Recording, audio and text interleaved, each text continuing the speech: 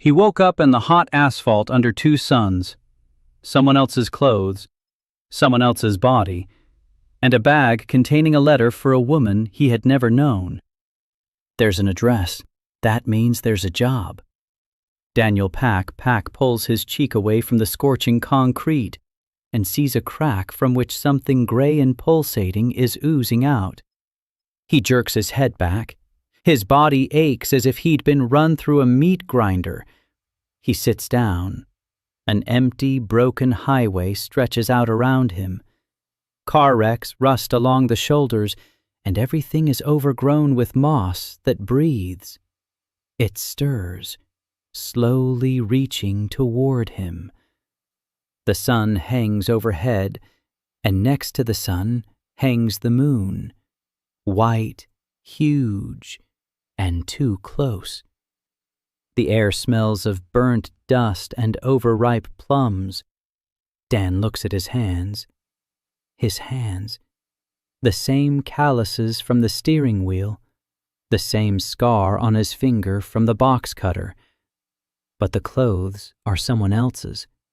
A waxed jacket, pants with pockets on the thighs, boots with thick soles and metal toe caps. And on his lap, a leather bag with a brass clasp that shines as if it had just been polished. He clicks the clasp open. Inside is an envelope, thick, cream-colored, sealed with red wax. On the envelope, a name in a stranger's handwriting. Marta Velasquez, New Denver, Sector 7, Apartment 12B. From her sister. Dan reads it 3 times. He doesn't know any Marta, doesn't know any New Denver, doesn't know what Sector 7 is, but he knows one thing. He's holding an envelope. There's an address on the envelope, and if there's an address, that means there's a job. He slings the bag over his shoulder. He stands up. His knees creak. To his left, the sun is still high but already beginning to set, so west is to the left. He heads west. Step by step across the hot concrete, past dead cars, past the gray moss that stretches out but doesn't quite reach. He walks for 40 minutes and counts his steps, an old courier's habit. 700 meters, a mile and a half. 2. At 3,000 steps, he hears a sound. Low, gurgling, as if someone were gargling with gravel. Dan freezes. A dog emerges from behind an overturned van. No, not a dog. The body of a sheepdog. But it has 3 sets of jaws, 2 in place and 1 growing out the side of its neck. Beneath tufts of fur, something gray and wet. 6 yellow eyes, 2 on its snout, 2 on its forehead, 2 on the back of its head. It stares at him with all of them at once. A second one emerges behind it, a third, 4 more. 7 creatures form a semicircle. The growl intensifies. Dan doesn't run. He presses the bag to his chest with both hands. His fingers rest on the clasp. Inside is an envelope for Marta Velasquez, and he thinks only one thing. I'm on a mission. I'm carrying the load. I have to make it. The one in front crouches on its paws, bares all 3 sets of fangs, and gathers its strength to pounce. And then Dan sees it. The air around him shimmers, barely noticeable, like a mirage over the scorching asphalt in July. It emanates from the bag, from the envelope, from the name on the envelope. The dog leaps and slips. Her body jerks to the side as if an invisible hand is brushing her away. She falls, jumps up, jumps again, slips again. The others circle, trying to approach but unable to. Something is holding them back. Dan stands and breathes. The bag is warm against his chest. A haze shimmers around him in a circle about 2 meters wide. He stands for 5 minutes. 10. The creatures growl, whine, and snap their triple jaws, and they can't reach him. Then Dan takes a step, a second, a third. He walks. He doesn't look back. The dogs trail along the shoulder, keeping pace. A mile, 2. Then they fall behind, one by one. First the rear ones, then the middle ones. The front one is the last to stop, the one that was jumping.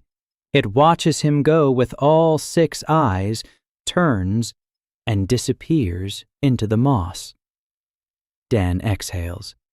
His hands are shaking. His legs are shaking. But the envelope is intact. The address is still there. He keeps walking. An hour later, he sees an exit from the highway, a tilted sign. Kansas City, 340 miles. Below it, someone has scrawled in paint, "Alive," and an arrow pointing right. Dan looks to the right. The road leads toward the hills.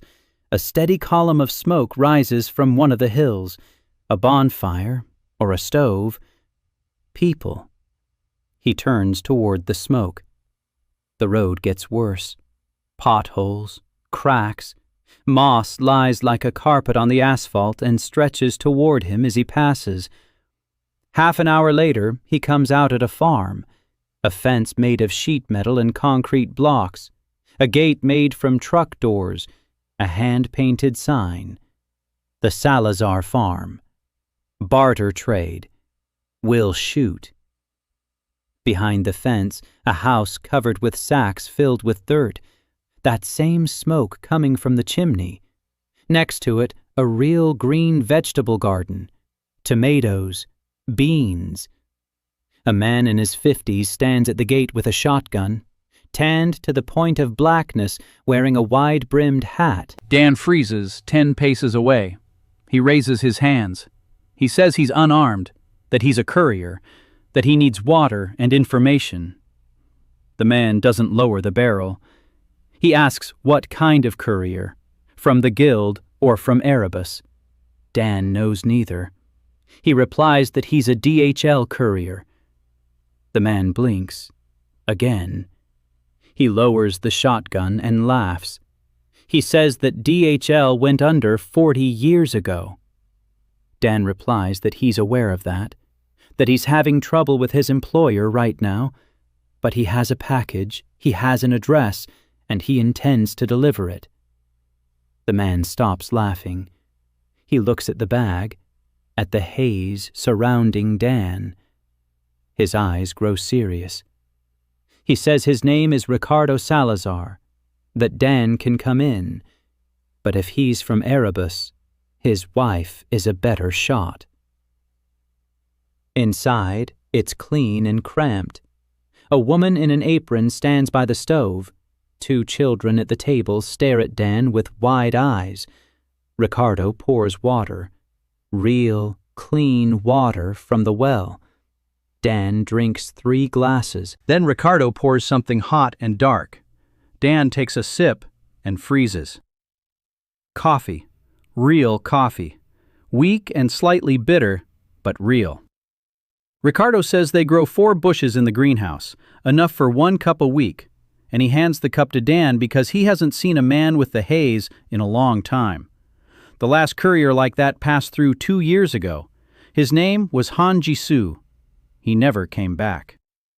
Dan sets down the cup, asks where the man was going. Ricardo answers, to Busan Ule, through the gray zone. He didn't make it the last 200 miles. Dan asks what the gray zone is. Ricardo looks at him for a long time, looks at his wife. His wife shakes her head. Ricardo sits down across from him and begins to tell his story. He talks for 2 hours, about silence, about the disputes, about the fortress cities, about how electronics don't work outside the walls, how the radio picks up only static and voices that are better left unheard. about the Couriers Guild in Kansas, about the board with 847 names and blank return dates, about the Erebus Logistics Corporation that controls the trade routes and takes gold for the fact that packages sometimes arrive. Dan listens, doesn't interrupt, memorizes. When Ricardo falls silent, Dan pulls a notebook out of his bag, the DHL logo. He opens a blank page and writes distances, names, routes, danger zones, names. Ricardo dictates. His wife Camilla approaches and corrects him. The children fall asleep at the table. Dan closes the notebook and asks one question. Where is New Denver? Ricardo answers. The Rocky Mountains, 400 miles west, through the gray zone, through Erebus territory, through the spore forests.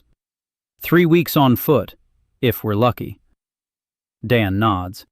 He says he has a letter for Marta Velasquez from Sector 7. Ricardo whistles softly. He says he knows that name. Marta Velasquez is the head of the residential sector in New Denver, an important person, and her sister was presumed dead 8 years ago. Dan zips up his bag. He thanks him for the coffee and water. He asks how he can repay him. Ricardo looks at Camila. Camila goes out and returns with a wooden box wrapped in cloth. She says there are seeds inside. Bull's heart tomatoes. For her cousin in New Denver, Thomas Garcia. Sector 4, House 9. They haven't been able to send any for 3 years. No courier would take it. Too far. Too dangerous. Dan takes the box. He pulls out a notebook. He fills out the waybill. Sender, Camila Salazar. Recipient, Thomas Garcia. Cargo, tomato seeds. 1 box. Condition, intact. He asks what today's date is. Ricardo answers. March 14th, 2089. Dan writes down the date. Courier signature, Daniel Pock. He tears off a copy and hands it to Camila. Camila holds the piece of paper as if it were something fragile and impossible.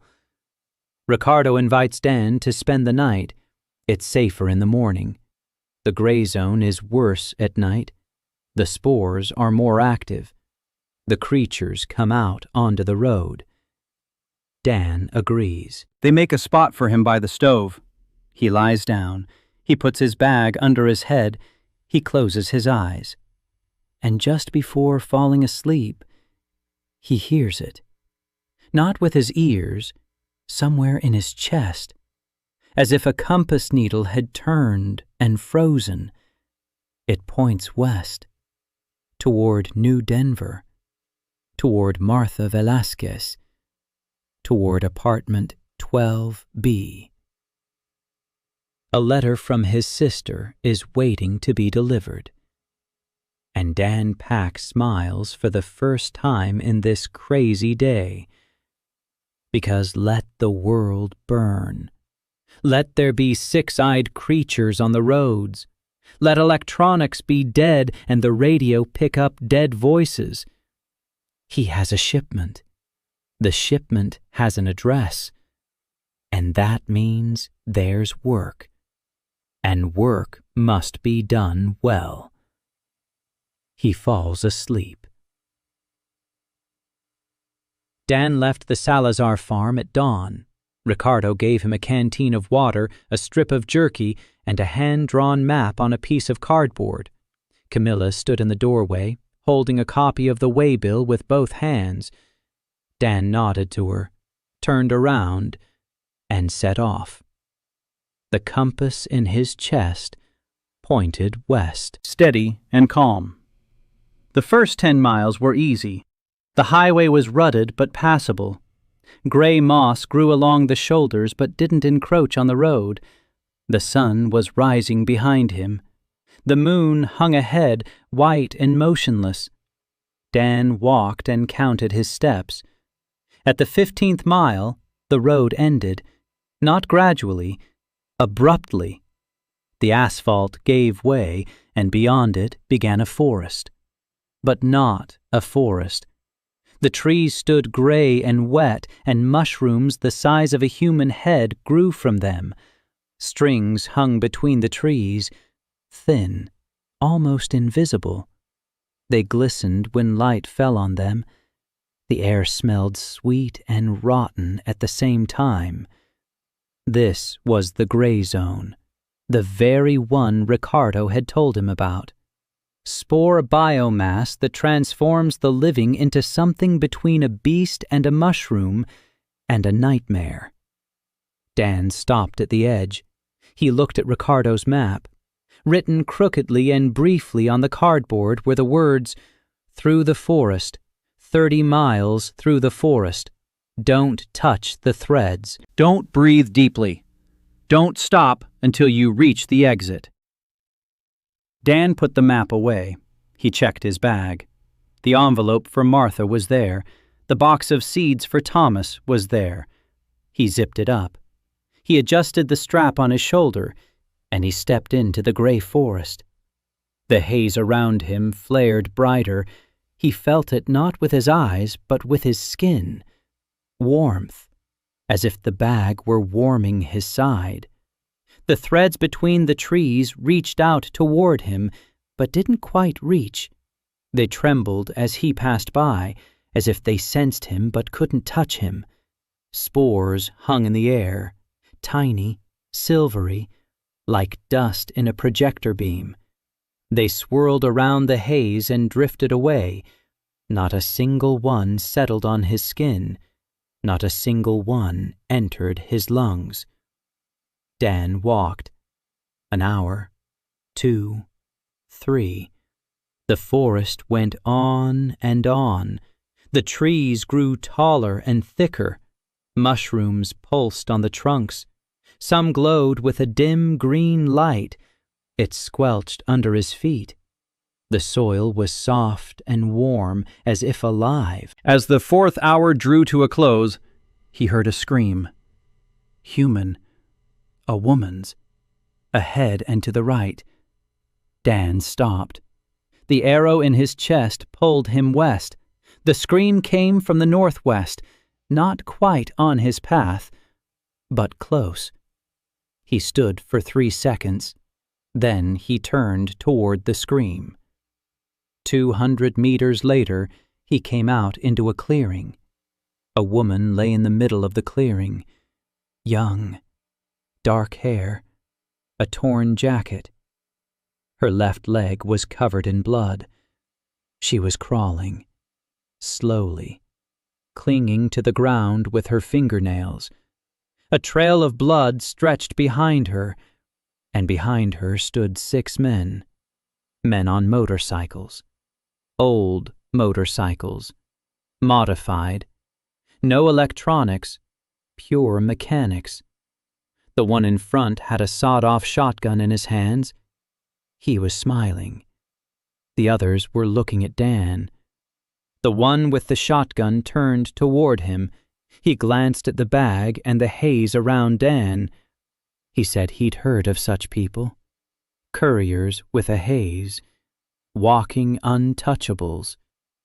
He said he didn't give a damn about the haze. He said that if Dan didn't take off the bag and hand over everything inside, they'd tear the woman apart right here. She wasn't under the haze. She was just meat. Dan looked at the woman. She looked up at him. Her eyes were huge. There was no hope in them, only animal fear. Dan looked at the thug with the sawed-off shotgun, then at the bag. He made his decision in 2 seconds. He opened the bag. The thug smirked. Dan took out Martha Velasquez's envelope and put it in the breast pocket of his jacket. Then he took out the box of seeds and put it in the inside pocket. The thug frowned. Then Dan took a notebook with the DHL logo out of the bag. He opened it to a blank page. He took out a pencil and began to write. The leader asked what he was doing. Dan didn't look up. He was writing. A waybill. Sender, Daniel Park. Recipient. He looked up at the woman. He asked her name. She didn't answer. She looked at him confused. He asked again, calmly, just as he had asked hundreds of times on the doorsteps of apartments in Seoul when he delivered boxes. "What's your name?" she whispered. Lena. Dan asked for her last name. She shook her head. She didn't know or didn't want to say. It didn't matter. Dan wrote it down. Recipient, Lena. Last name, unknown. Delivery address, nearest safe location. Cargo. He thought for a second. He wrote it down. Cargo, security notice. He tore off the sheet, folded it in 4. He took a candle stub from his pocket that he'd found in his bag. He lit it with a flint. He dripped wax onto the fold. He sealed it. He wrote on the folded sheet, "To Lena, to be delivered personally." The gang leader watched this in silence. His men exchanged glances. One tapped his temple with a finger. Dan approached the woman. He knelt to his knees. He handed her the sealed sheet. He said he was a courier, that he had a delivery for her. He asked if she would accept it. Lena looked at him, at the paper, at the gangsters behind him. She didn't understand. But something in his voice, or in his eyes, or in the absurdity of what was happening, made her raise her hand. She took the paper. Dan nodded. He lifted her into his arms, one hand under her back, the other under her knees.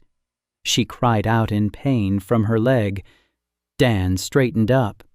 The bag hung from his shoulder. In his breast pocket, Martha's envelope. In his inside pocket, Thomas's seeds. In his arms, Lena with the sealed letter. And the haze flared up. It expanded. Dan felt it with his whole body. Warmth embraced them both. Because now Lena was part of the delivery.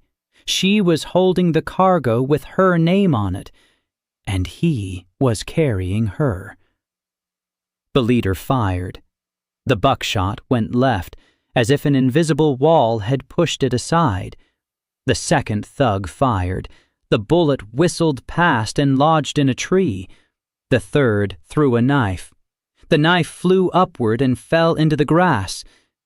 Dan walked, slowly, right through them, past the motorcycles, past the men with guns in their hands.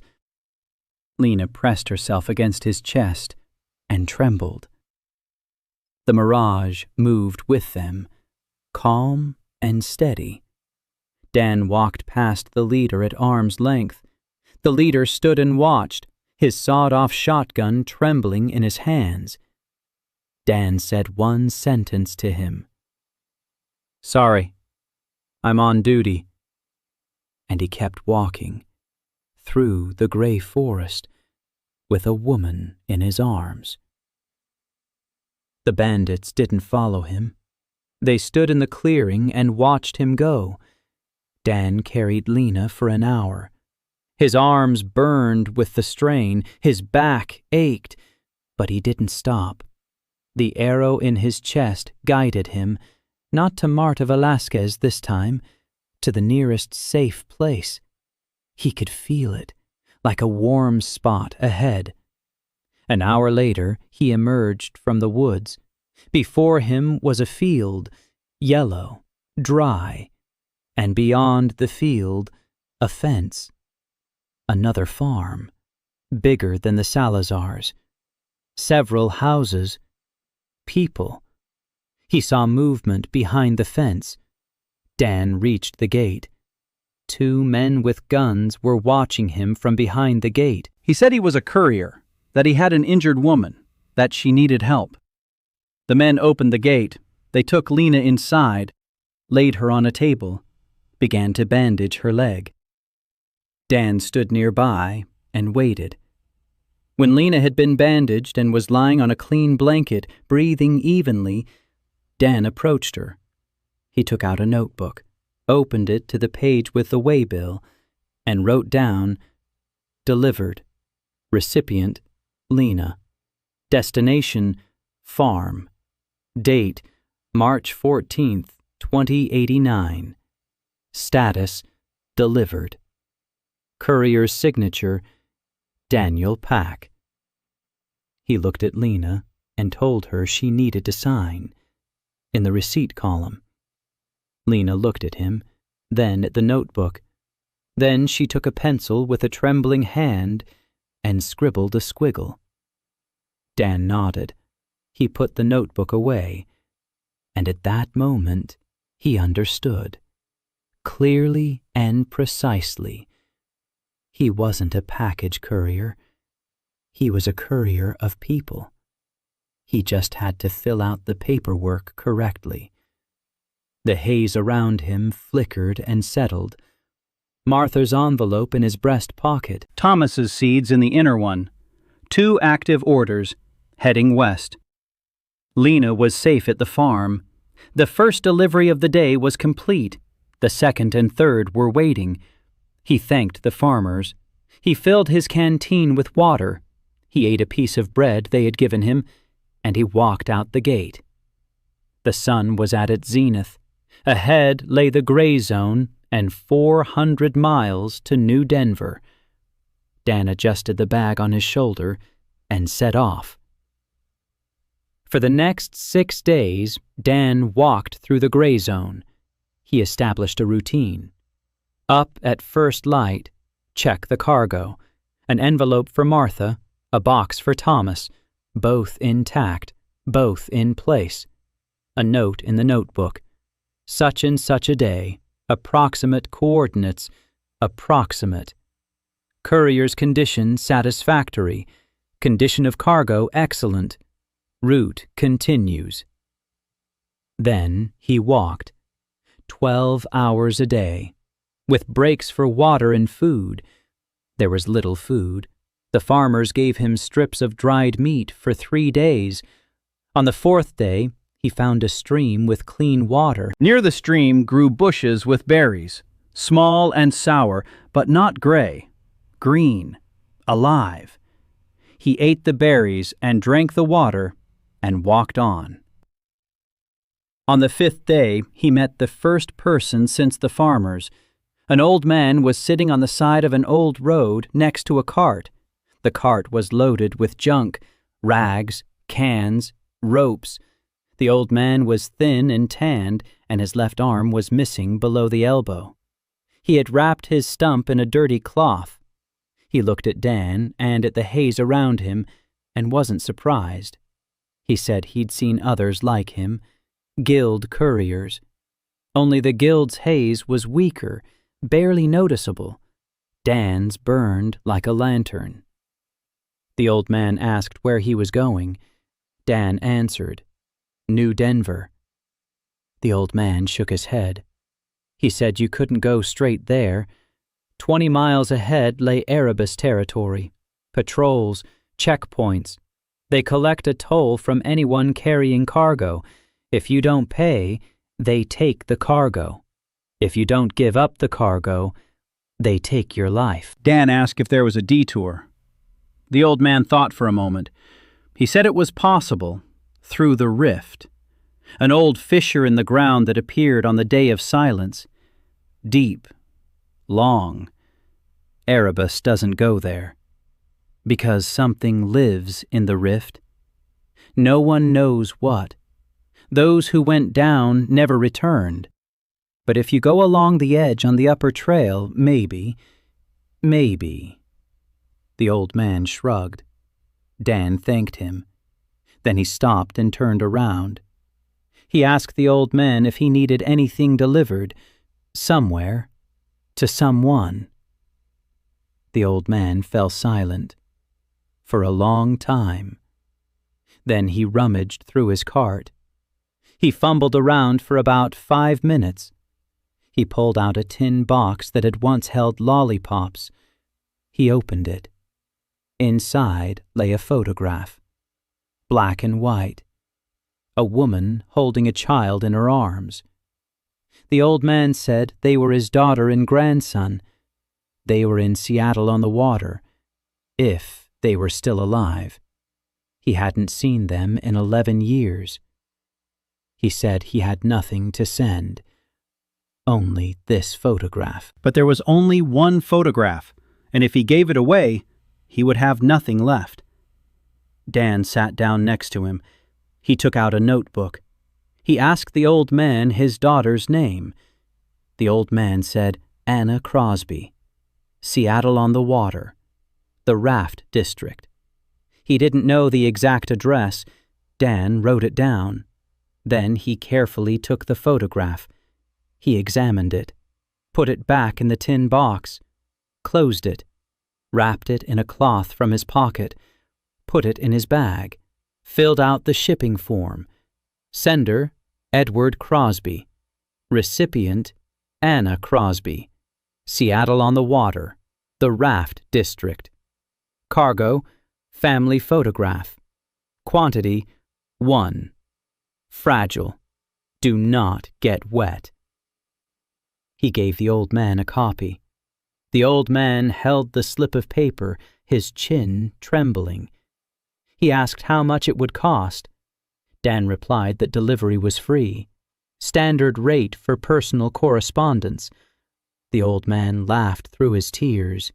He said Dan was crazy, that Seattle was 1,000 miles away, that no one would carry a single photograph 1,000 miles. Dan replied that he would carry it. Because the package had been accepted and registered, and now he was obligated to deliver it. Regulations. He stood up, said goodbye, and moved on. There were 3 deliveries in his bag. The Mirage burned steadily. The arrow in his chest split in 2. One line stretched west toward New Denver, the other northwest toward Seattle. Both were clear. The names and addresses were in place. On the 6th day, he reached the fault.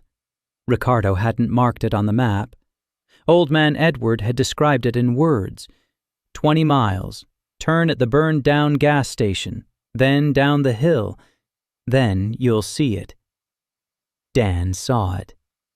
The fault ran through the landscape like a wound, wide, maybe 100 meters from edge to edge, deep. He couldn't see the bottom. Fog swirled below, gray and thick. Sometimes something moved in the fog, something big. A trail ran along the edge of the fault, narrow, rocky, a wall on the right, a cliff on the left. The trail ran along the fault to the north, and then, according to the map, it was supposed to turn west and lead to the foothills of the Rocky Mountains, to New Denver. Dan stepped onto the trail. He walked slowly. He checked every step. Rocks crumbled beneath his feet and fell into the fog. There was no sound of impact. They fell and vanished. The haze glowed brighter than usual. The bag was warm against his side. A smell rose from the rift. Not rotten, not sweet. Something else. Like ozone after a storm mixed with something old. Like the smell of a basement where the door hadn't been opened in 40 years. He walked along the path for 3 hours. Then the path widened. A clearing appeared. Flat, stony. A sign stood in the clearing, a metal post with a plaque. The letters were half-worn but legible. U.S. Postal Service, Sorting Facility 7. Closed. Dan stopped. He looked at the plaque. The post office. Here, on the edge of the rift, in the middle of nowhere. He stepped closer. Behind the pole stood a building. Small, concrete. No door, The doorway gaped in darkness. Dan peered inside. A room, 3 by 3 meters, concrete walls, concrete floor. In the corner stood a metal table. Nothing on the table. Under the table, a box. Wooden, old. There was an inscription on the lid of the box. For the one who delivers it. Dan dropped to his knees. He looked at the inscription. His heart was pounding. The needle in his chest suddenly froze. All directions vanished, as if the compass had lost its magnetic field. He reached out toward the box. His fingers touched the wood, warm, like it was alive. He wanted to open it, but he didn't. Something stopped him, not fear, intuition, professional instinct. Like in Seoul, when a package wasn't addressed to you, you didn't open it. Never. It's someone else's cargo. The box was labeled for the person delivering this, but there was no name, no address. Who to deliver it to, when to deliver it, who sent it. Dan withdrew his hand. He took out his notebook. He wrote it down. Sorting Center 7, coordinates unknown. Box with an inscription. Did not open. Recipient's address needs clarification. He stood up. He walked out of the building. The arrow in his chest came alive again. New Denver, Seattle, Martha, Thomas, Anna. 3 deliveries, 3 destinations. He stood on the platform above the rift and looked west. The mountains were far away, but he could already see them. Gray peaks on the horizon. Somewhere out there, behind the concrete walls, Martha Velasquez was living her life, unaware that her sister was alive and that a letter was on its way to her through spore forests and mutated dogs and bandits with sawed-off shotguns. Dan adjusted his bag, and he walked on, along the trail, westward, toward the mountains. On the 8th day of his journey, the mountains came into view. Dan saw the walls, concrete, tall, 15 meters high, with watchtowers every 200 steps. People stood on the towers, small figures with long barrels. New Denver. He had made it. Between him and the walls lay a strip of scorched earth, wide, 200 meters. Nothing alive. No grass, no gray moss, no trees. Bare soil. Black. Dan understood. They were scorching the perimeter, to keep the spores from getting in. He stepped onto the scorched strip and walked toward the gate. The people in the towers spotted him. He saw the barrels turn toward him. He raised his hands. The bag hung from his shoulder. The haze around him shimmered in the morning light. 4 of them stood at the gate, metal plate armor over their clothes, helmets, assault rifles. One of them stepped forward. He shouted for Dan to stop. Dan stopped. The guard asked who he was and where he was from. Dan replied that he was a courier, that he had a delivery for Marta Velasquez, Sector 7, Apartment 12B, and a delivery for Thomas Garcia, Sector 4, Building 9. The guard exchanged glances with the others. He said that no courier had come in 4 months. Dan replied that he had come. The guard asked which guild he was from. Dan replied that he wasn't from a guild, he was independent. The guard asked if he was from Erebus. Dan replied that he wasn't. He took out a notebook and showed the delivery slips, 2 of them, with the senders' names, with the recipients' names, with the dates of receipt, with the courier's signature. The guard read for a long time. Then he looked up and stared at Dan as if he'd seen a ghost. He said, "Wait," and walked out the gate. Dan waited. 20 minutes. The mirage shimmered calmly. The 3 remaining guards watched him without lowering their rifles. Then the gate opened. A woman came out, tall, dark hair with streaks of gray, an authoritative face. A man in work clothes walked beside her. The woman stopped in front of Dan. She looked at him, at the bag, at the mirage. She asked if it was true, if there was a letter from her sister. Dan replied that there was. He took an envelope out of his breast pocket, cream-colored, with a red seal. 8 days on the road, through the gray zone, past the mutated dogs, past a gang of marauders, through the spore forest, through the rift. The envelope was pristine, not a speck, not a crease. Dan held it out with both hands. He said, "Delivery for Marta Velasquez, from her sister. Please accept and sign for it." Marta Velasquez took the envelope. Her hands were shaking. She looked at the handwriting on the envelope, at the name, at the address. She stood there, motionless. Then she pressed the envelope to her chest, and her face grew wet. She wept silently. The man next to her placed a hand on her shoulder. The guards looked away. Dan waited, quietly and patiently, just as he had waited on the doorsteps of hundreds of apartments in Seoul when people received what they had long awaited. A minute later, Martha raised her head. She wiped her face with her palm. She said her sister had been presumed dead for 8 years. She asked where Dan had gotten the letter. Dan replied that he'd had it with him when he came into this world. He didn't know who'd sent it, but the address was on it, and he'd delivered it. Martha looked at him. Then she told him to come in. Dan spent 3 days in New Denver.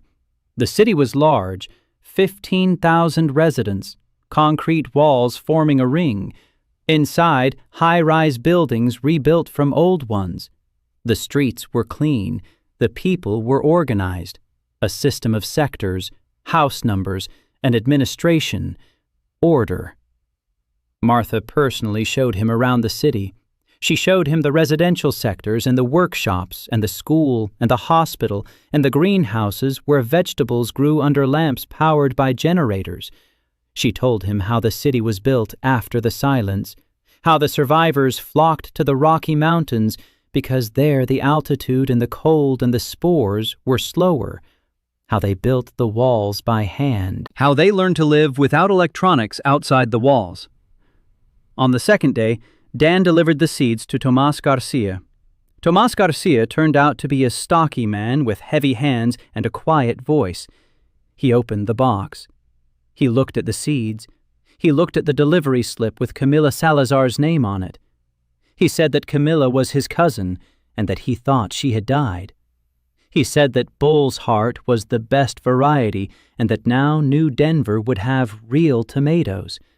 He grabbed Dan by the shoulders and shook him and laughed, and tears streamed down his face, and he didn't wipe them away. Dan had him sign the delivery slip.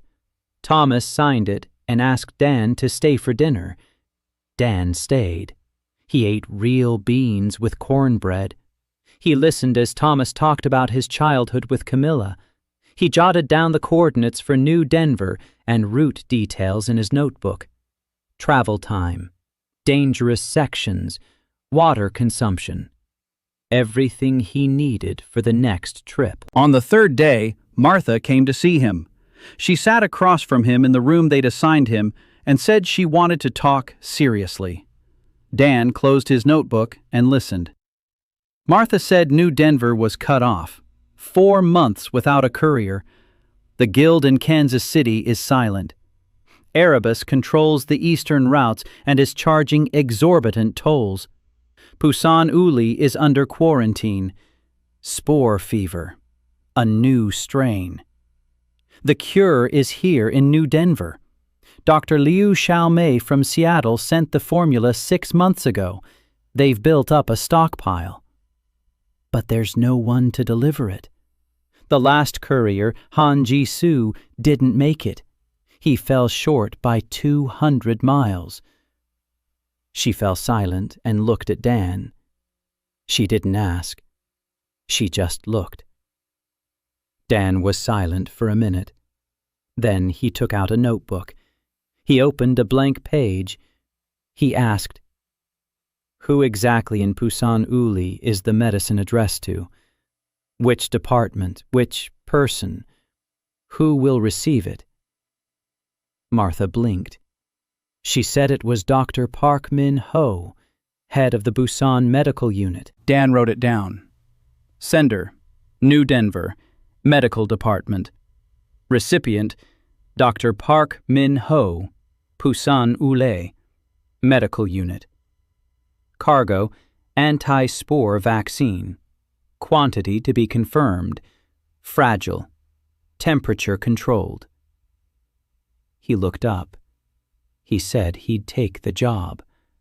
But first he needed to go to Kansas City. He needed to find the guild. He needed maps, routes, information. One man can't build a postal network. Martha said Kansas City was 300 miles to the east, through the same gray zone he had come through. Dan nodded. He said he knew the way. He'd already traveled it once. The second time would be faster. Martha stood up. She held out her hand to him. He shook it. She said that if he returned and brought medicine to Pusan, he could consider New Denver his home. Dan replied that a courier doesn't need a home. A courier needs a route. But if there's Denver had a post office, he'd be happy to stop by for the mail.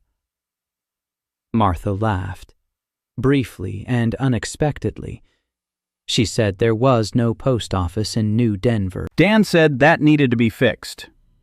On the morning of the 4th day, Dan walked out of the New Denver gate. In his bag lay a photograph of Old Man Edward for his daughter in Seattle. Martha's envelope had been delivered. Thomas's seeds had been delivered. 2 orders closed, 1 active, and a new one accepted for fulfillment, the vaccine for Busan. But first, Kansas City. First, the guild. The arrow in his chest pointed east. The line to Anna Crosby in Seattle stretched northwest. Thin and patient, she would wait. First, the infrastructure, then the routes, then the deliveries. Dan walked east, toward the sun. A bag on his shoulder, a notebook with the DHL logo in his pocket. 300 miles ahead. He counted his steps. Dan reached Kansas City in 11 days. The return trip was faster. He knew the way. He knew where to find water. He knew where he could walk through and where he needed to go around. The notebook with his notes worked better than any GPS. At the fault, he took the upper trail without stopping. He glanced down at the building with the U.S. Postal Service sign. The box labeled, "For the Carrier," was in its place. Dan noted the coordinates by the sun and moved on. He made it through the gray forest in a day. Spores swirled around the heat haze but didn't touch him. Strands stretched and snapped between the trees. He stopped for the night at the Salazar farm. Ricardo met him at the gate with a shotgun, then with a smile. Camilla asked if the seeds had arrived. Dan placed a copy of the delivery slip in front of her, signed by Thomas Garcia and marked "Delivered." Camilla pressed the paper to her face and went into the house. Ricardo poured Dan some coffee, a cup from the week's supply. Dan drank it and jotted down the travel time in his notebook. New Enver to the Salazar farm, 8 days. The Salazar farm to Kansas City, 3 days on Ricardo's map if you take the southern bypass and avoid the spore-filled ravines. He set out in the morning. 3 days later, he saw the city. Kansas City didn't look like New Denver. New Denver stood in the mountains behind concrete. Kansas City lay on the plain. The wall was lower, about 8 meters, made from whatever was at hand. Concrete blocks, car bodies, steel beams, sheets of roofing iron. Everything welded and bolted together and coated with something gray. The city breathed differently, nervously. More people on the walls, more weapons. Dan approached the gate. They let him through faster than in New Denver. The guard looked at the haze and nodded. He said, "Go to headquarters, 3rd Street, the building with the yellow sign. They're waiting for you." Dan didn't know who was waiting for him, but he went. Kansas City was noisy and cramped inside. The streets were narrow. The houses stood right up against each other. People everywhere. Trading, arguing, hauling carts loaded with goods. The smell of smoke and food and sweat and metal. On 3rd Street, he found the building. 2 stories, brick, old. A sign above the door, yellow letters on a brown background, Courier's Guild, Kansas City. And beneath the sign, a board, long, wooden. On the board, names in columns. Dan stopped and read. 847 names. Next to each, a departure date. And an empty space beside it. An empty space where the return date should have been. He read the last name, Han Ji-soo. Departure date, November 7th, 2088. Return date, blank. Dan stood in front of the board and counted the empty spaces. There were more than 800 of them. He went inside.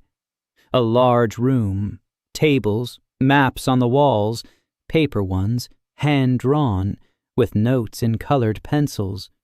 Red zones, green zones, black crosses. Against the far wall, a larger table. A woman sat at the table, tall, with short graying dreadlocks, a scar across her left eyebrow, a mechanical watch on her wrist. She looked up and gazed at Dan. Her eyes were dark, tired, and hard. She said she knew who he was. News travels slowly in this world, but it travels. The farmers had passed it along the chain. A Korean with a haze. He made it to New Denver. He delivered a letter. He came back alive. She said her name was Maya Okafor. Master Courier, head of what remained of the guild. Dan walked over to the table. He placed a notebook on it, opened to the page with the roots. He said he wanted to join the guild. Maya looked at the notebook, at the neat entries, dates, distances, time, water consumption, dangerous spots, coordinates. She flipped through the pages in silence. Then she looked up. She said she had 23 couriers. 14 of them were still on their feet. The rest were wounded, sick, or broken. None of them possessed a mirage as powerful as Dan's. Some have a weak one, barely noticeable. It helps but doesn't save them. She said the guild is dying. Routes are closing one by one. Erebus Logistics is taking clients with threats and money. Cities are stopping shipping through the guild because the guild doesn't guarantee delivery. No one guarantees it. Except Erebus, who charges 3 times as much and delivers only half the time. She fell silent. Dan listened. Then he said one thing. He said the problem wasn't the Moravo. The Moravo was personal to him. It couldn't be passed on. But something else could be passed on. The system. He said that in his past life he worked for a company that delivered millions of packages a day, not because every courier had magical protection, but because there was a system. Routes, schedules, pickup points, weigh stations, accounting, packaging standards, safety protocols. He said that half of the guild's couriers don't die from monsters or bandits. They die from bad routes, from running out of water on the third day of the journey, from carrying too much or too little, from walking blindly. He said he could change that, not with magic, with his profession. Maya at him for a long time. The watch on her wrist ticked. Mechanical, precise. Her husband, James Okafor's watch, who set out on a route to Busan 4 years ago and never returned. She said she'd give him 2 weeks. If he showed results in 2 weeks, she'd make him the guild's senior logistics officer. If not, he could go his own way with his map and notebook. Dan nodded. He asked for a table, paper, pencils, and access to all the maps they had. Maya pointed to the corner of the room. There was an empty table there. Dan sat down at it and opened his notebook. He worked until nightfall. He studied every map on the walls, redrew the routes from marked water sources. He marked dangerous zones. He calculated distances. He estimated travel times. He spoke with every courier who was at headquarters. There were 7 of them that day. He asked the same questions over and over. Which route? How many days? Where he drank water? Where he spent the night? What they carried? How much the load weighed? What kind of packaging? The couriers answered. At first with suspicion, then with interest, then with enthusiasm. One of them, a guy named Ray, said that in 7 years of service, no one had ever asked him how much his backpack weighed. Dan replied that the weight of the backpack determines the speed of movement. Speed determines water consumption.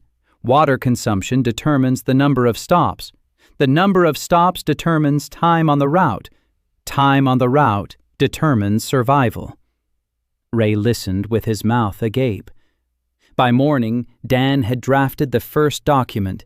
He called it the Route Standard. 1 page, clear rules. Maximum load weight per courier depending on distance. Minimum daily water supply. Mandatory stop points. Procedure for receiving and transferring cargo. Waybill format. Mandatory log entries. He hung the document on the wall next to the maps. Maya arrived in the morning. She read it for a long time. Then she looked at Dan. She didn't say anything. She took her watch off her wrist, looked at them, put it back on, and left. Ray told Dan that Maya only takes off her watch when she's thinking about her husband, and that she hadn't cried once in 4 years. On his 3rd day at the guild, Dan set out on his first official route from headquarters, a short one, from Kansas City to the farming settlement of Ridge, 40 miles to the south. 3 packages, 2 letters, and a bag of medicine. He completed the route in 2 days, delivered all 3, got the signatures, returned, logged everything in the journal. Time, fuel consumption, hazards, 0. The route was clear. Maya read the report and nodded. On the 5th day, she gave him a second route, longer. On the 7th, a third.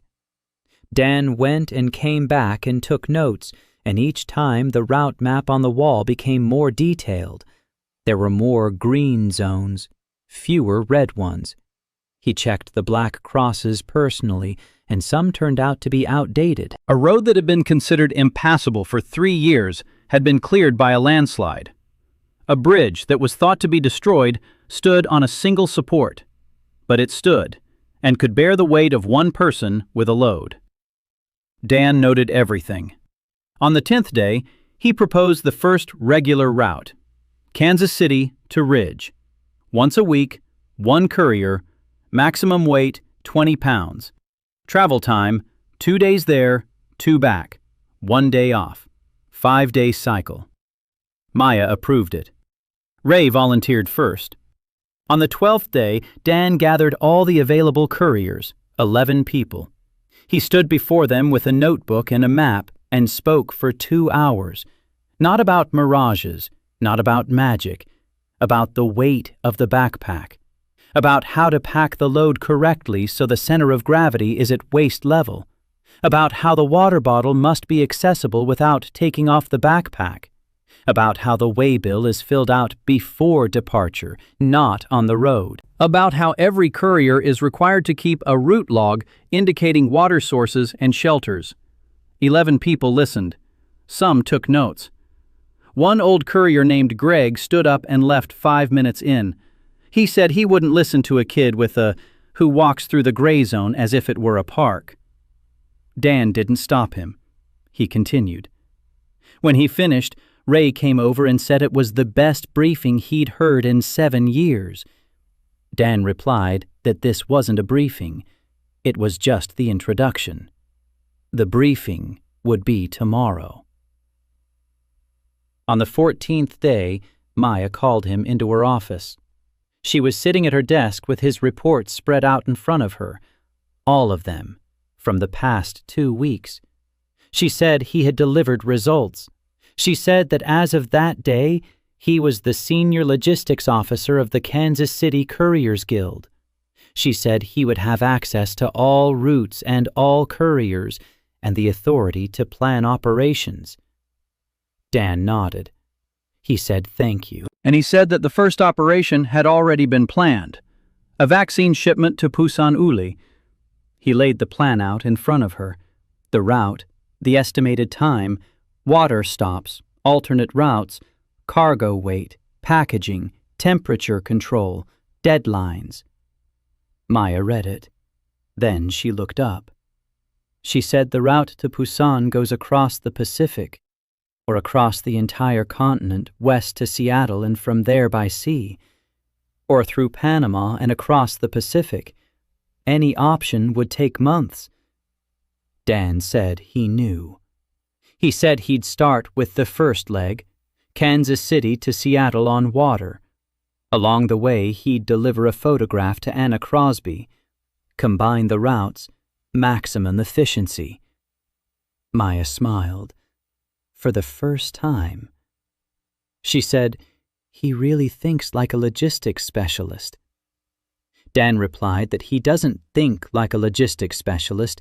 He is a logistics specialist. He's just working in the field right now.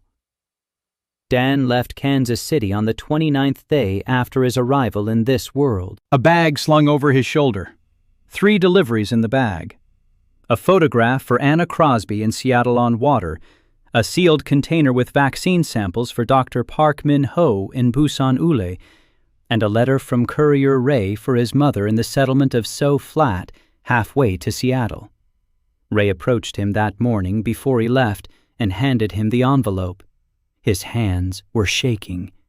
He said he hadn't written to his mother in 2 years, not because he didn't want to, because no courier went that way. Dan took the envelope. He filled out the waybill. Sender, Ray McAllister. Recipient, Doris McAllister. Salt, Flat. The house by the water tower. Ray tried to pay. Dan refused. Standard rate for personal mail. Ray turned away and walked off quickly. Maya stood by the door of headquarters and watched as Dan checked the bag. She didn't see him off. She said only one thing. She said there was no room for new names on the board by the door, and that she would have to nail up a second board. Dan looked at the board. 847 names and blank return dates.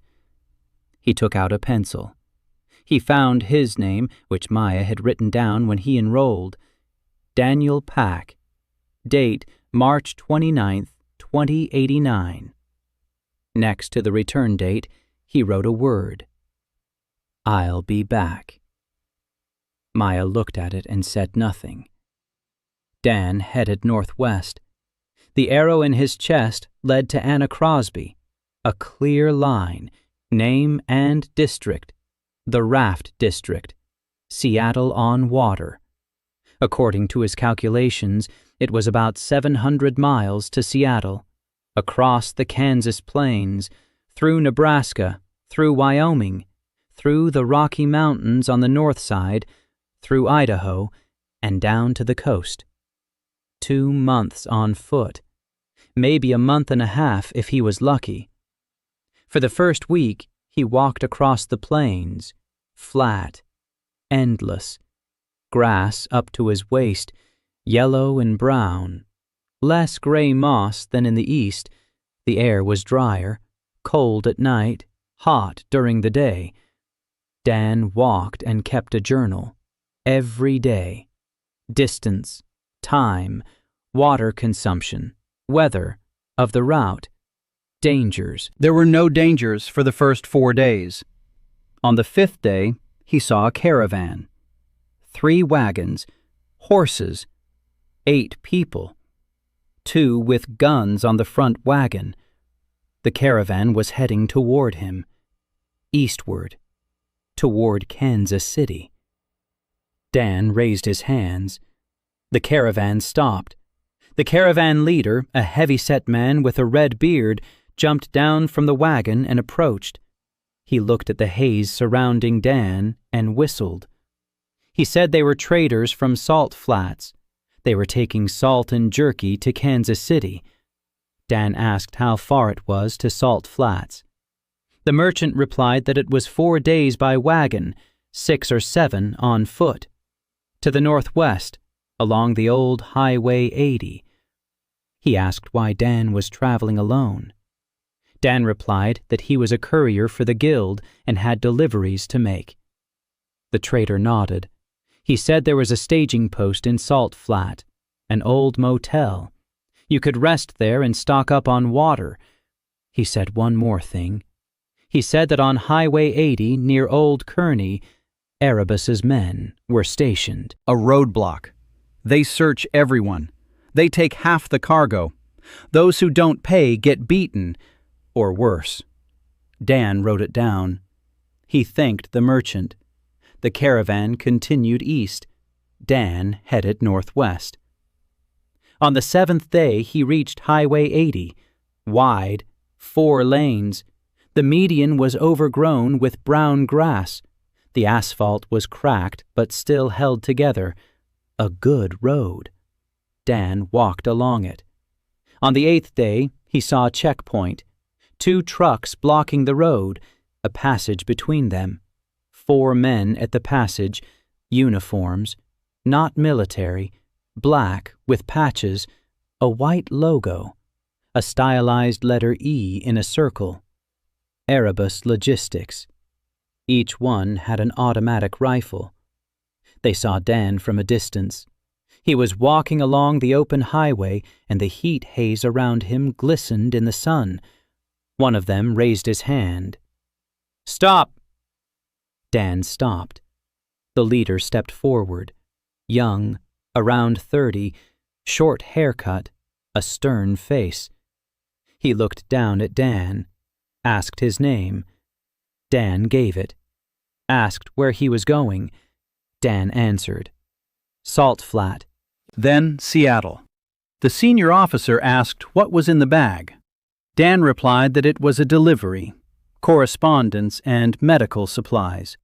The senior officer held out his hand. "Show me." Dan shook his head. He said the shipment was sealed and addressed to specific recipients. Opening it would violate delivery protocol. The senior officer smirked. He said this was Erebus L Logistics territory and that their protocols applied here. The fee was 50% of the cargo, or the entire cargo, or the courier stays on the road. He nodded toward the roadside. There lay a backpack, torn, covered in brown stains. Dan looked at the backpack, then at the Erebus men, 4 of them with automatic weapons. He couldn't fight. Not because he didn't want to, because if he attacked, the mirage would vanish. That's the rule. If you attack first, you lose your protection for a day, and without protection in the gray zone, with 4 machine guns against him, he's dead. He thought for 3 seconds. Then he took out his notebook. The senior man frowned. Dan opened the notebook to the page with the waybills. He showed them. 3 waybills, 3 deliveries, with the names of the senders and recipients, with the dates, with the signatures. He said he was a courier for the Kansas City Couriers Guild, that the shipments were registered, that the seizure of registered cargo was a direct violation of the Convention on the Free Passage of Couriers adopted in 2071. The senior officer blinked. He hadn't heard of any such convention, because Dan had just made it up. But he said it with such calm confidence, with such bureaucratic seriousness, that the senior officer hesitated for a second. Dan continued. He said that in the event of the shipment seizure, he was obligated to draw up a report and send a copy to New Denver and Seattle on Water, listing the names of the Erebus employees who carried out the seizure, and that New Denver and Seattle might review their trade agreements with Erebus Logistics. He said this so calmly and evenly, as if he were reading a paragraph from a manual. The foreman looked at him, at the mirage, at the notebook, at the bag. He thought. Then he turned to his men. They exchanged glances. The senior officer said, "Go ahead, but next time, pay up." Dan nodded. He put away the notebook and walked through the checkpoint, calmly, without looking back. When he was half a mile away, he exhaled. His hands were shaking. The Convention on Free Passage for Couriers. He'd just made it up out of thin air, but it worked. He took out the notebook and wrote it down. He needed to propose it to Maya. A real convention, a treaty between cities on the inviolability of couriers, so he wouldn't have to lie next time. On the 12th day, he reached Salt Flat, a small settlement, 100 people, a wall of stone and wood, a water tower in the center, an old motel by the road with a sign that read, "Rest and Water. Barter." Dan found Doris McAllister's house, small, made of stone, a pot of dried-up flowers by the door. Dan knocked. A woman in her 60s opened the door, petite, gray-haired, blue, faded eyes. Dan said he was a courier, that he had a delivery from Ray. The woman grabbed the door frame. She said her son's name, as if asking a question. Dan took out the envelope. He held it out with both hands. Doris McAllister, from Ray McAllister, Couriers Guild, Kansas City. She took the envelope and clutched it as if it were a living thing. She opened it right there on the doorstep. She read it standing up. Dan saw the letters blur before her eyes from her tears. Then she looked up. She asked if he was alive, if he was healthy, if he was eating properly. Dan answered every question. Alive, healthy, eating properly. A good courier, one of the best. Doris grabbed Dan by the hand and pulled him into the house. He went inside. She sat him down at the table and began setting out food. Everything she had. Bread, salted butter, boiled beans, dried apples. Dan ate and listened as she talked about Ray. What a boy he was. How he was afraid of the dark.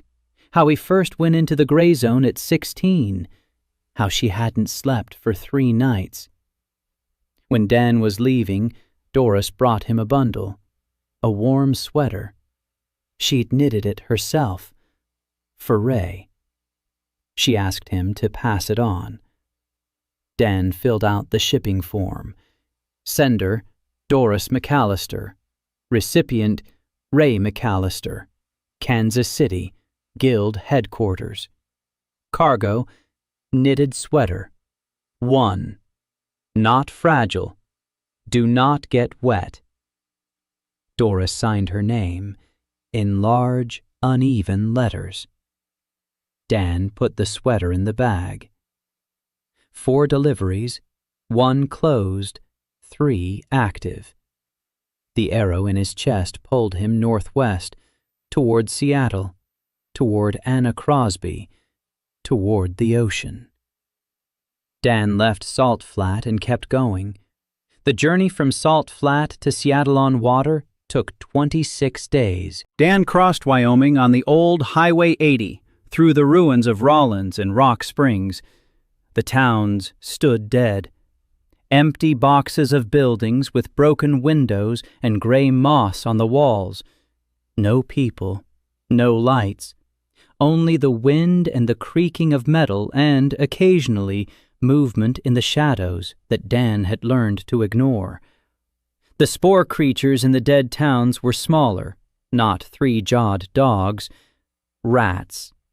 But rats the size of cats, with tails from which mushrooms grew. They circled the mirage in flocks of 20 or 30, squeaking. The mirage wouldn't let them through. Dan kept walking. On the 14th day, he crossed the Rocky Mountains through a pass that was labeled the South Gate on Ricardo's map. The pass was high. The air was thin and cold. Snow lay on the rocks in gray patches. There were fewer spores here. The altitude and the cold slowed them down. Ricardo was right. On the descent from the pass, Dan saw footprints. Human. Fresh. 2 days old at most. Boots with grooved soles. Small size. Women's or a teenager's. The tracks headed west. Toward the coast. Dan made a note and moved on. On the 17th day, he emerged onto the Idaho plain, dry, rocky, with sagebrush and dry grass, almost no gray moss. On the 20th day, he saw a tree. A real one. Green. A pine. The first living tree without spores on the entire journey. Behind the pine were more pines. A forest. Green. Alive. Dan stood and looked at it for a minute. Then he wrote in his journal, "The border of the clean zone, approximately 200 miles from the coast. The trees are healthy. Visually, no spores." On the 23rd day, he sensed a scent. Salt, moisture, seaweed. The ocean. The arrow in his chest burned brightly. Anna Crosby was close. On the 26th day, he reached the coast and saw Seattle on water. The city was floating, literally. A huge platform made of interconnected ships and barges and rafts and pontoons. Hundreds of vessels tied together with ropes and chains and gangplanks. Houses stood on them, made of wood and metal and plastic. Chimneys were smoking. Ropes with laundry fluttered in the breeze. People walked along the gangplanks between the ships as if they were streets. The city rocked on the waves, slowly and steadily, as if it were breathing. Dan stood on the shore and watched. A long pier led from the shore to the city. Boats were moored at the pier. People sat next to the boats. Dan walked. An old man in a raincoat looked up. Dan said he was a courier, that he had a delivery to the Raft District, for Anna Crosby. The old man looked at the haze. He nodded. He said the Raft District was on the south side, Raft 14. Everyone knows Anna. She mends nets. He took Dan there by boat, a rowboat. There was no motor. Electronics didn't work on open water any more than they did on land. Only farther from the city walls was there some strange zone where certain simple devices still functioned. Dr. Lou Chalmay from Seattle had written about this in her notes, which Dan had read at the guild headquarters. The boat passed between the hulls of ships. Dan saw faces. People were looking at him from the gangways and decks, at the mirage, at the bag. They were whispering. The old man rowed in silence. Raft 14 was at the far edge of the city, large, made of tied-together barrels and planks. A house stood on the raft, one room, a tin roof. A woman sat by the house mending a net. Her hands were quick, the knots were even. She looked up as the boat approached. About 40, thin, dark hair with gray streaks, tired eyes. Dan stepped onto the raft. He said he was a courier, that he had a delivery from Edward Crosby, for Anna Crosby. The Raft District. The woman set down the net. She looked at Dan and didn't move. Then she said quietly, "Father?" Dan opened the bag. He took out a tin box that had once held lollipops, wrapped in cloth. He unwrapped it. He held it out with both hands. Anna Crosby took the box. She opened it. Inside was a photograph. It was her, young, with a child in her arms, 11 years ago. Anna looked at the photograph. Her fingers trembled. She asked where her father was, if he was alive. Dan replied that he was alive, that he'd met him on the road in the gray zone, that he was well, that he'd wanted to send the photo but was afraid he'd have nothing left. But he sent it, because delivery was more important. Anna pressed the photo to her chest. She was silent for a long time. Then she said that the child in the photo was her son. "He's 12 now. His name is Edward, named after his grandfather." Dan wrote it down. He took out a notebook and asked if she wanted to send anything back, to her father. Anna nodded. She went into the house and came back with an envelope, already prepared, as if she'd been waiting. Maybe she had been waiting 11 years. Dan filled out the shipping form, took the envelope, put it in his bag. Another delivery. Another line in his chest, a thin one, to the east. To old Edward, wherever he might be now. A woman with a little boy was standing on the raft nearby. She called out to Anna. Anna turned around. The boy was looking at Dan, about 5 or 6 years old, big eyes. He asked who that man was. Anna said he was the mailman. The boy asked what a mailman was. Anna looked at Dan. Dan crouched down. He said that a mailman is a person who carries letters from those who miss someone to those who were missed. They thought for a moment and said he wanted to be a mailman. Dan smiled. He said that to do that, you had to be able to walk well and not lose things. The boy said he walked well and that he'd never lost anything, except for one tooth, but that one fell out on its own. Dan laughed, for the first time in a long while. Dan spent 4 days in Seattle, on the water. Dan spent 4 days. The city was different, not like New Denver with its concrete and order, not like Kansas City with its nervous crampedness. Seattle rocked on the waves and smelled of salt and fish, and the people here spoke more softly and moved more gently. On the second day, he found the medical unit, a floating hospital on a former cargo ship. Inside, it was clean and smelled of antiseptic. At a table in a small cabin sat a woman in horn-rimmed glasses, writing something in a journal. Calm, soft-spoken, her hands were neat. Her white coat was worn to a grayish hue. Dr. Liu Xiaomei. Dan introduced himself. He said he was from the Guild, that he was carrying samples of the new Denver vaccine to Busan Uli, that he needed information about the sea route. Xiaomei looked up from her journal. She looked at him over her glasses. She said it was 3,000 miles across the Pacific to Busan, that there were 2 ships in Seattle capable of making that crossing. Both are merchant ships. Both sail once every 4 months. The next voyage is in 6 weeks. Dan made a note. 6 weeks of waiting.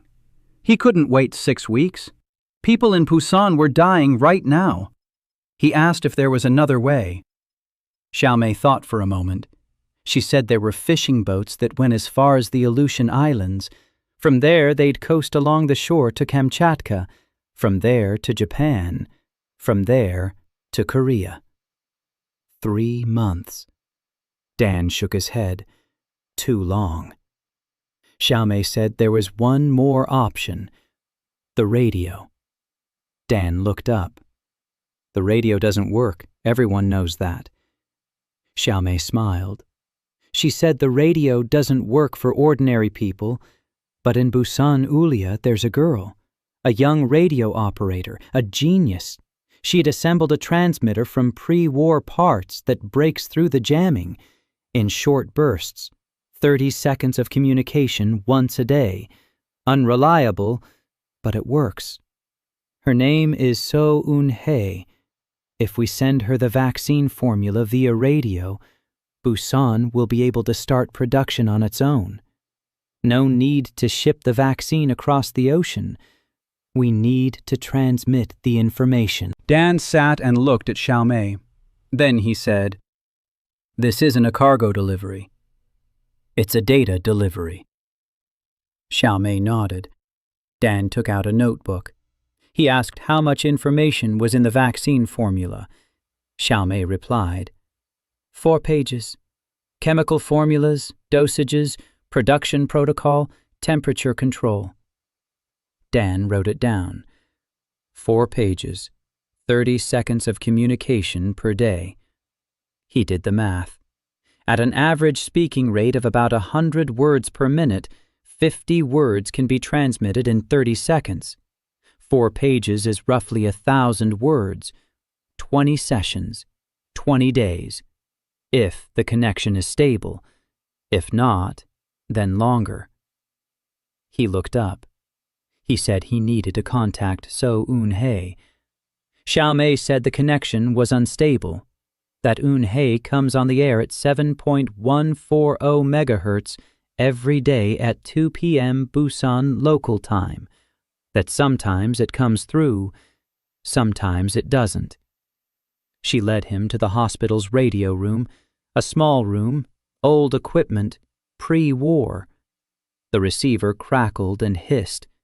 Xiaomei turned the knob. Static. Hissing. Sometimes fragments of voices slip through the hissing. Strangers. Strange. Best not to listen to them. Then another sound broke through the noise, high-pitched, fast. A young woman's voice, speaking Korean mixed with English. "Seattle calling. This is Busan. Over." Xiaomei picked up the microphone and replied, "Busan to Seattle. Over." The voice on the other end spoke quickly.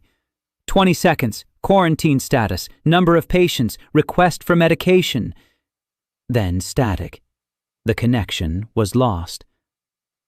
30 seconds. Exactly.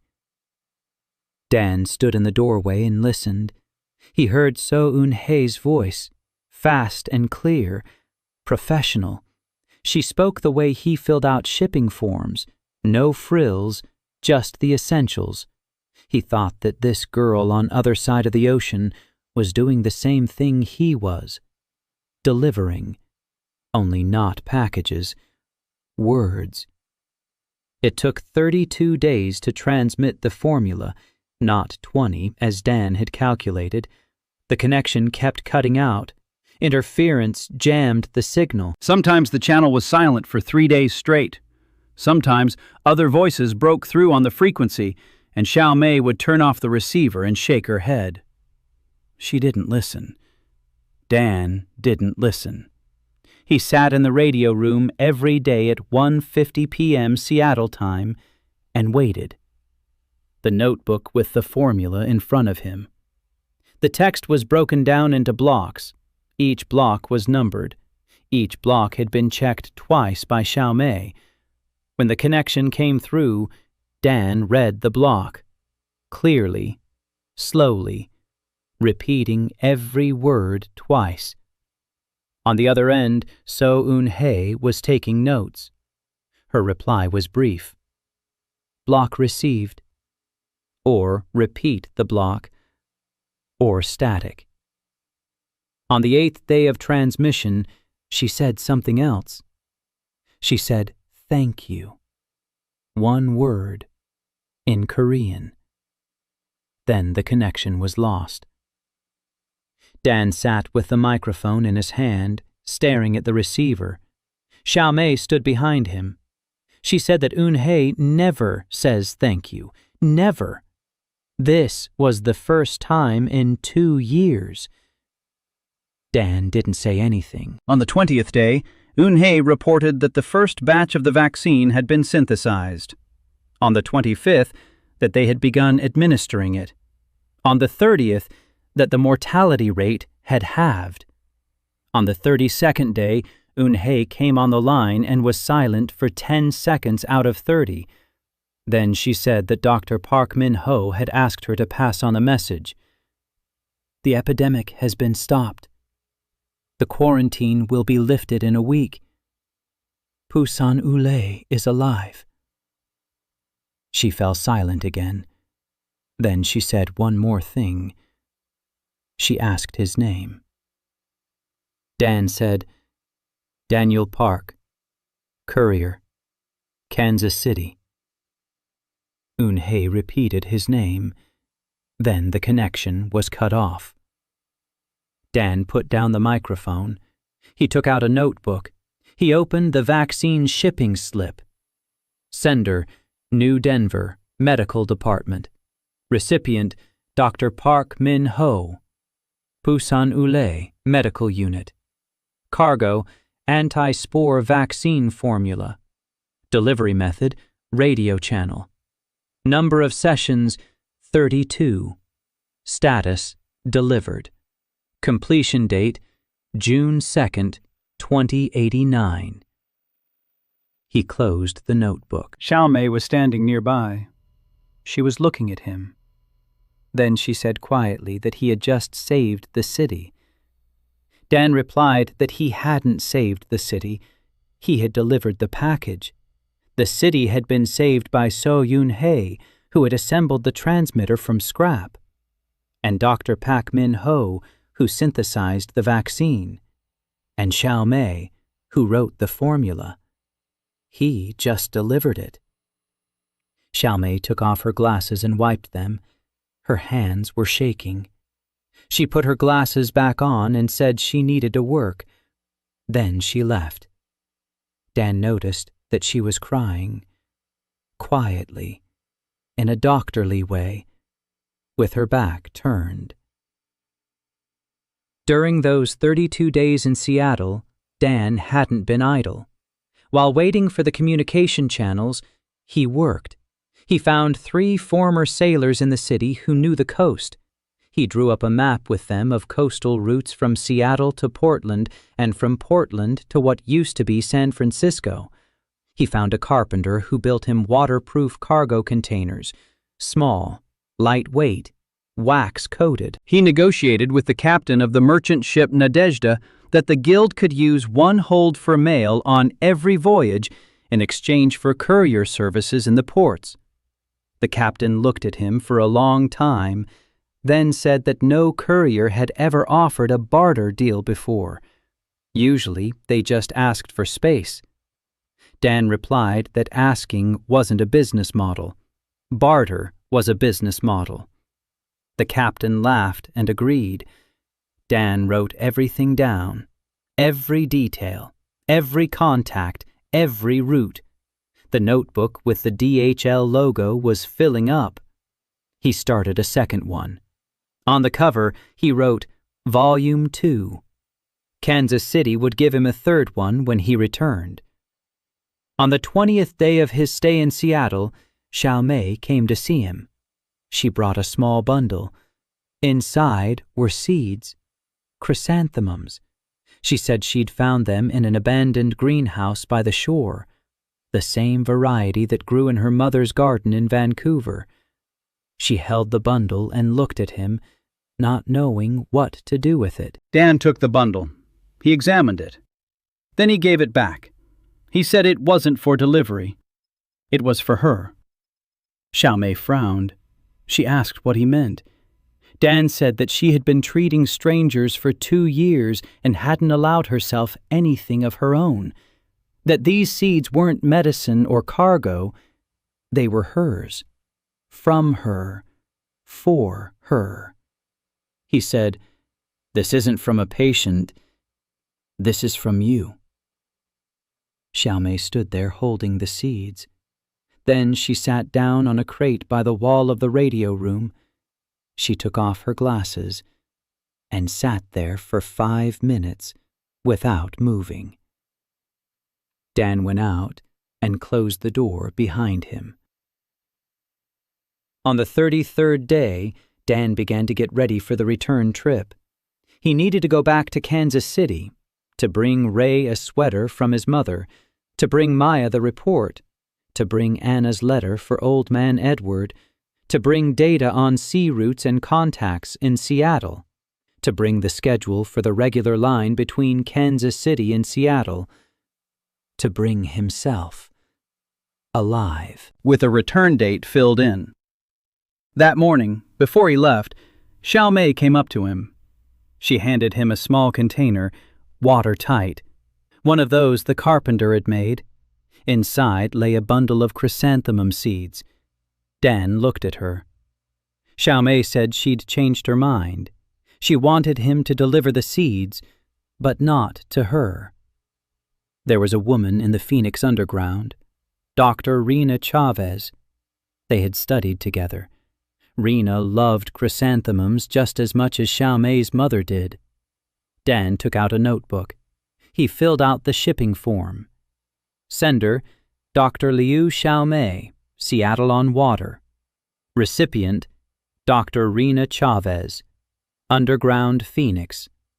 Cargo, chrysanthemum seeds. Dan looked at Xiao Mei and said he wanted to clarify one thing. He asked if she had a second packet of seeds, for herself. Xiao Mei paused. Then she said no. Dan nodded. He set aside a third of the seeds from the container, put them in a separate bag, handed it to Xiao Mei. He said this was withholding a portion of the shipment in favor of the sender. Article 12 of the Guild Regulations. He had just made up this article himself. But Xiao Mei didn't know that. She took the bag, looked at the seeds, then at Dan, then quietly said, "Thank you." Dan left Seattle on Water with 5 active deliveries, a sweater for bag. She looked at the seeds, then at Dan. Then she quietly said, "Thank you." Dan left Seattle on Water with 5 active deliveries, a sweater for Ray, Anna's letter for Edward, seeds for Rena Chavez in Phoenix, a container of vaccine samples that was still in his bag as a backup in case the radio transmission failed, and the 5th delivery he'd taken on the last day, a little boy from Raft 14, Anna Crosby's grandson, 12-year-old Edward. He ran up to Dan at the dock and held out a crumpled piece of paper. He said it was a letter for his grandfather, whom he had never met. Dan filled out the waybill. Edward Crosby, Jr. to Edward Crosby, Sr. Recipient's location unknown. Status to be confirmed. The boy asked if it would get there. Dan replied that it would. Definitely. That was his job. The return trip from Seattle to Kansas City took 19 days. Dan walked faster. The route was familiar. Water sources were marked. Danger zones were marked. He followed his own notes as if they were a GPS. At the Southgate Pass, he saw the tracks again. The same boots with grooved soles. Fresh. Someone walked here regularly. Dan made a note and moved on.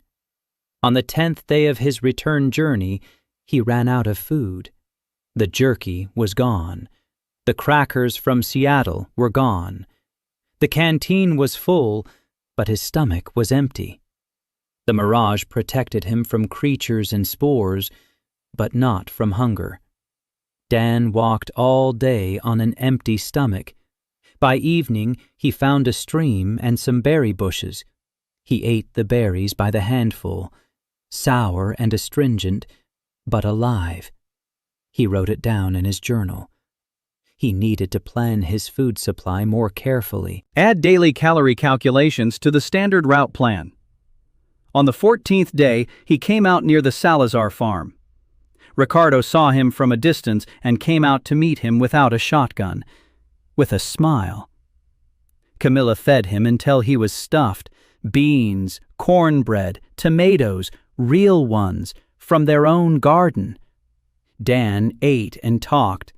About Seattle, about Busan, about the vaccine. Ricardo listened and shook his head. He said nothing like this had happened since before the silence, that a man had walked from Kansas to Seattle and back, and no one had killed him. He said the news was spreading through the chain of farmers, a Korean with a haze, the postman. That's what they were already calling him, the postman. Dan grimaced. He said his name was Dan. Ricardo laughed and said that postman sounded better. On the 19th day, Dan walked through the gates of Kansas City. The guard at the gate recognized him. He shouted to someone behind the wall. He came back. Dan headed for headquarters. Along the way, people stopped and stared. Some nodded. One man took off his hat. Dan didn't understand why. He was just walking home. To the guild headquarters. To the table by the wall. To the maps. To work. He entered the building. Ray was standing by the map, sticking a pin into it. He turned around. He saw Dan. He dropped the pin. Dan took a sweater out of his bag, a knitted one, from Doris McAllister, for Ray McAllister. He put the sweater on the table. He said, "A delivery from your mom. Sign here." Ray stood there looking at the sweater. Then he picked it up, pressed it to his face, inhaled, and his shoulders shook. Dan turned away, gave him some time. A minute later, Ray put on the sweater. It was a little too big for him. The sleeves were long. His mother had knitted it with extra length, as always. Ray signed the delivery slip, silently. Then he shook Dan's hand, firmly. Maya came out of the back room. She stood in the doorway and looked at Dan, at his tanned, gaunt face. At the bag, more worn than before. At the notebook in his pocket. At the second notebook in the other pocket. She walked over to the board by the entrance. She found a line. Daniel Pack. Departure date, March 29th, 2089. Next to his "I'll be back," she wrote a date. May 18th, 2089. 50 days. The first return date filled in 4 years. Then she turned to Dan. She said that while he was away, news had arrived. Bad news. Erebus Logistics has stepped up the pressure. 3 settlements to the south have abandoned the guild's services and switched to Erebus. 2 couriers went missing on the route. 1 returned beaten up, without his cargo. He said that Erebus is intercepting couriers on the routes and taking the packages, then delivering them himself, under its own name. People in the settlements don't know the difference. They receive packages from Erebus and think the guild is no longer operating. Dan listened. He sat down at his desk. He took out his notebooks. Both of them. He opened the first one, then the second. Then he looked at the map on the wall, then at Maya. He said that Erebus operates on a monopoly model. 1 supplier, high prices, no competition, no standards, no accountability. The guild is trying to compete with them on their terms. That's a mistake. You can't beat a monopoly with a monopoly.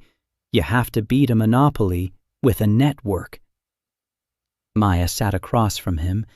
She listened. Dan spoke. He spoke for an hour. He laid out a plan, not a single route, a network of routes.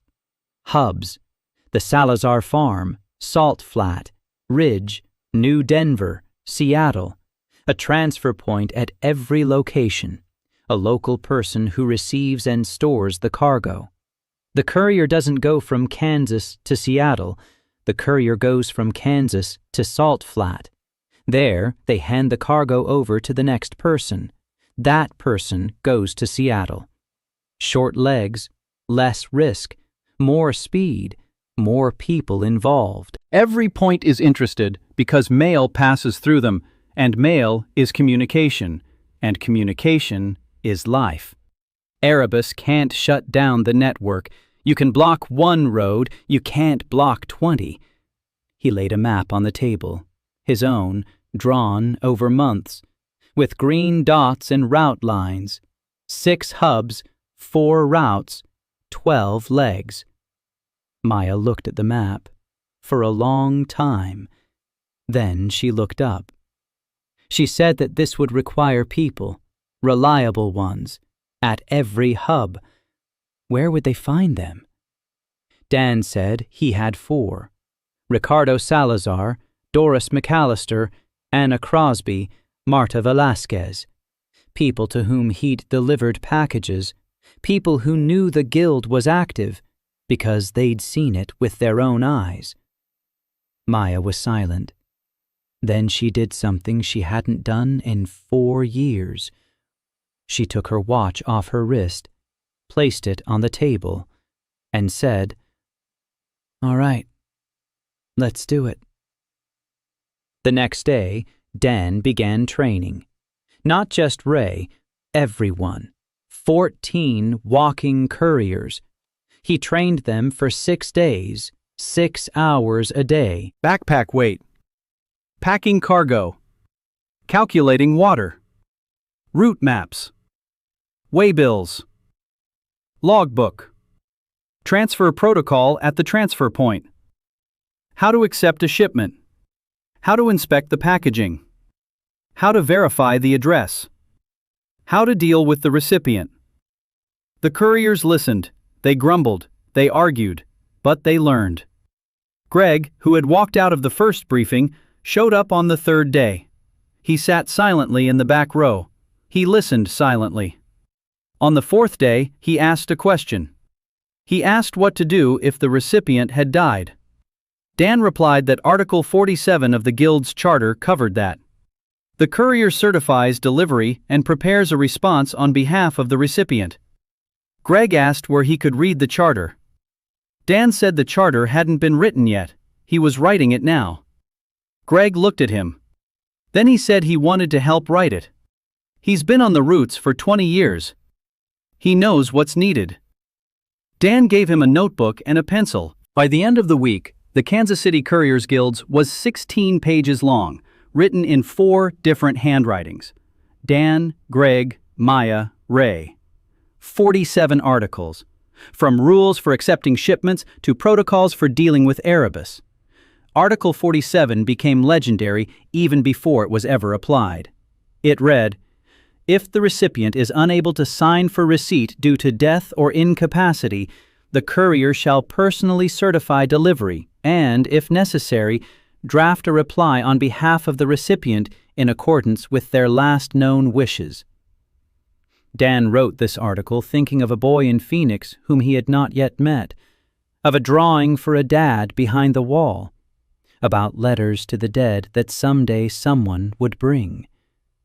He didn't know it would happen, but he felt it, like an arrow in his chest, that there would be deliveries ahead that would require this article, and that he had to be ready. The network was up and running in 3 weeks. Ray set out on the first leg of the Kansas City to Salt Flat route. He returned 9 days later, alive, with signatures on the waybills, with the route log filled out to standard, with return cargo. 5 letters from Salt Flat for residents of Kansas City. Doris McAllister took on the role of transshipment operator. She set aside a room in the house by the water tower and placed a table in the mailbox there. She kept records, neatly, in large letters, just as Dan had shown her. Her other shoulder was giving her trouble. A courier named Nola left Salt Flat for the Southgate Pass and returned a day later. She said there was an Erebus patrol at the pass. 6 of them, armed. They weren't letting anyone through. Dan listened. He looked at the map. He looked at Maya. He said he would go himself. Maya said she would go with him. Dan looked at her. She was looking at him, and there was something in her eyes he hadn't seen before. Not anger, not determination, weariness from waiting. For 4 years, she'd sat at a desk, sending people on routes from which they never returned. She wanted to go. Dan said the Mirage protected only him. Only him. If anything happened, he wouldn't be able to shield her. Maya said she knew. She said she'd walked the gray zone for 7 years before becoming head of the guild. She said she had her own Mirage, a weak one, like the old couriers, not a shield, more like a whisper. It doesn't stop the creatures, but it slows them down. It doesn't stop people at all. But she was used to it. Dan nodded. They went out together. It was the first time Dan had gone with a partner. It was different. Not better, not worse, just different. He was used to being alone on the route, to the silence, to counting his steps, to the arrow in his chest. Maya walked in silence, quickly, steady stride, no unnecessary movements, a professional. Dan saw that and respected it. She didn't chatter, she didn't complain, she carried her share of the load without a word. During breaks, she sat with her back to a rock and gazed at the horizon. Her husband's watch ticked on her wrist. On the 4th day, Dan asked about James, not out of curiosity, out of professional necessity. James Okafor was taking the route to Busan. What route? What waypoints? What equipment? Maya answered briefly. James was taking the southern route, through Panama, overland to the coast, from there by ship.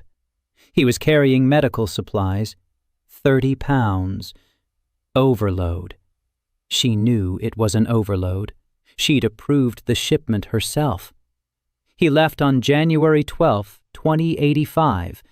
Last signal from a waypoint on February 3rd. Silence after that.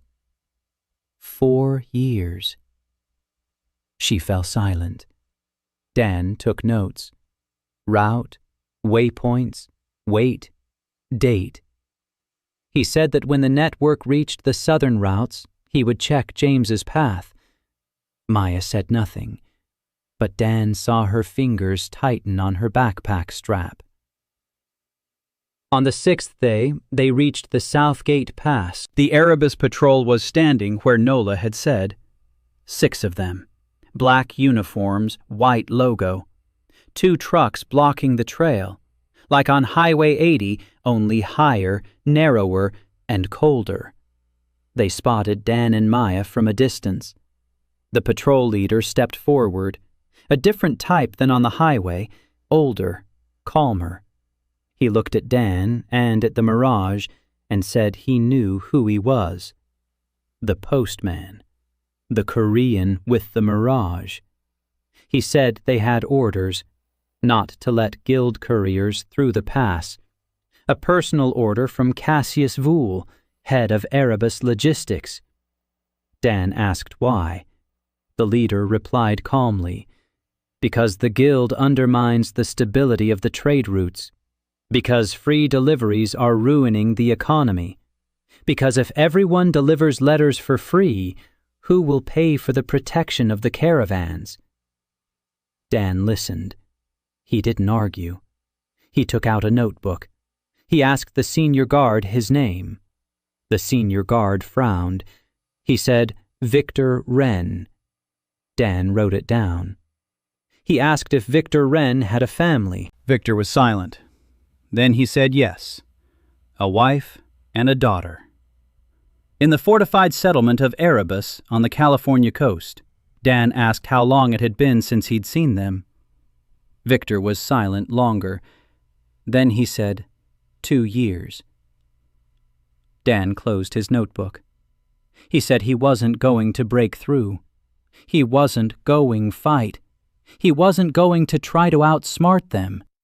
He said there was nothing dangerous in his bag. Letters, seeds, photographs, a sweater. He said that if Victor wanted, Dan could take a letter for his wife and daughter. He'd deliver it when he had the chance. For free. Victor looked at him. 5 of his men looked at him. Maya stood behind Dan and said nothing. Silence. The wind on the pass. Cold. Victor turned to his men. He said something quietly. They exchanged glances. Then Victor turned to Dan. He said, Go ahead. But not over the pass. There's a side trail, through the gorge. It's not on the map. Erebus doesn't know about it. He explained how to find it. Dan wrote it down. Then Victor pulled an envelope from his breast pocket. Crumpled. Addressed. His wife's name. His daughter's name. The town of Monterey South. Dan filled out the shipping slip. Victor signed it. His hand was steady. His face wasn't. Dan and Maya set off down the side trail, through the gorge, narrow, cold, but passable. The Mirage burned steadily. Another delivery was added to the bag. Maya walked beside him and said nothing. An hour later, she spoke a single sentence. She said that Dan had just done what she hadn't been able to do in 7 years.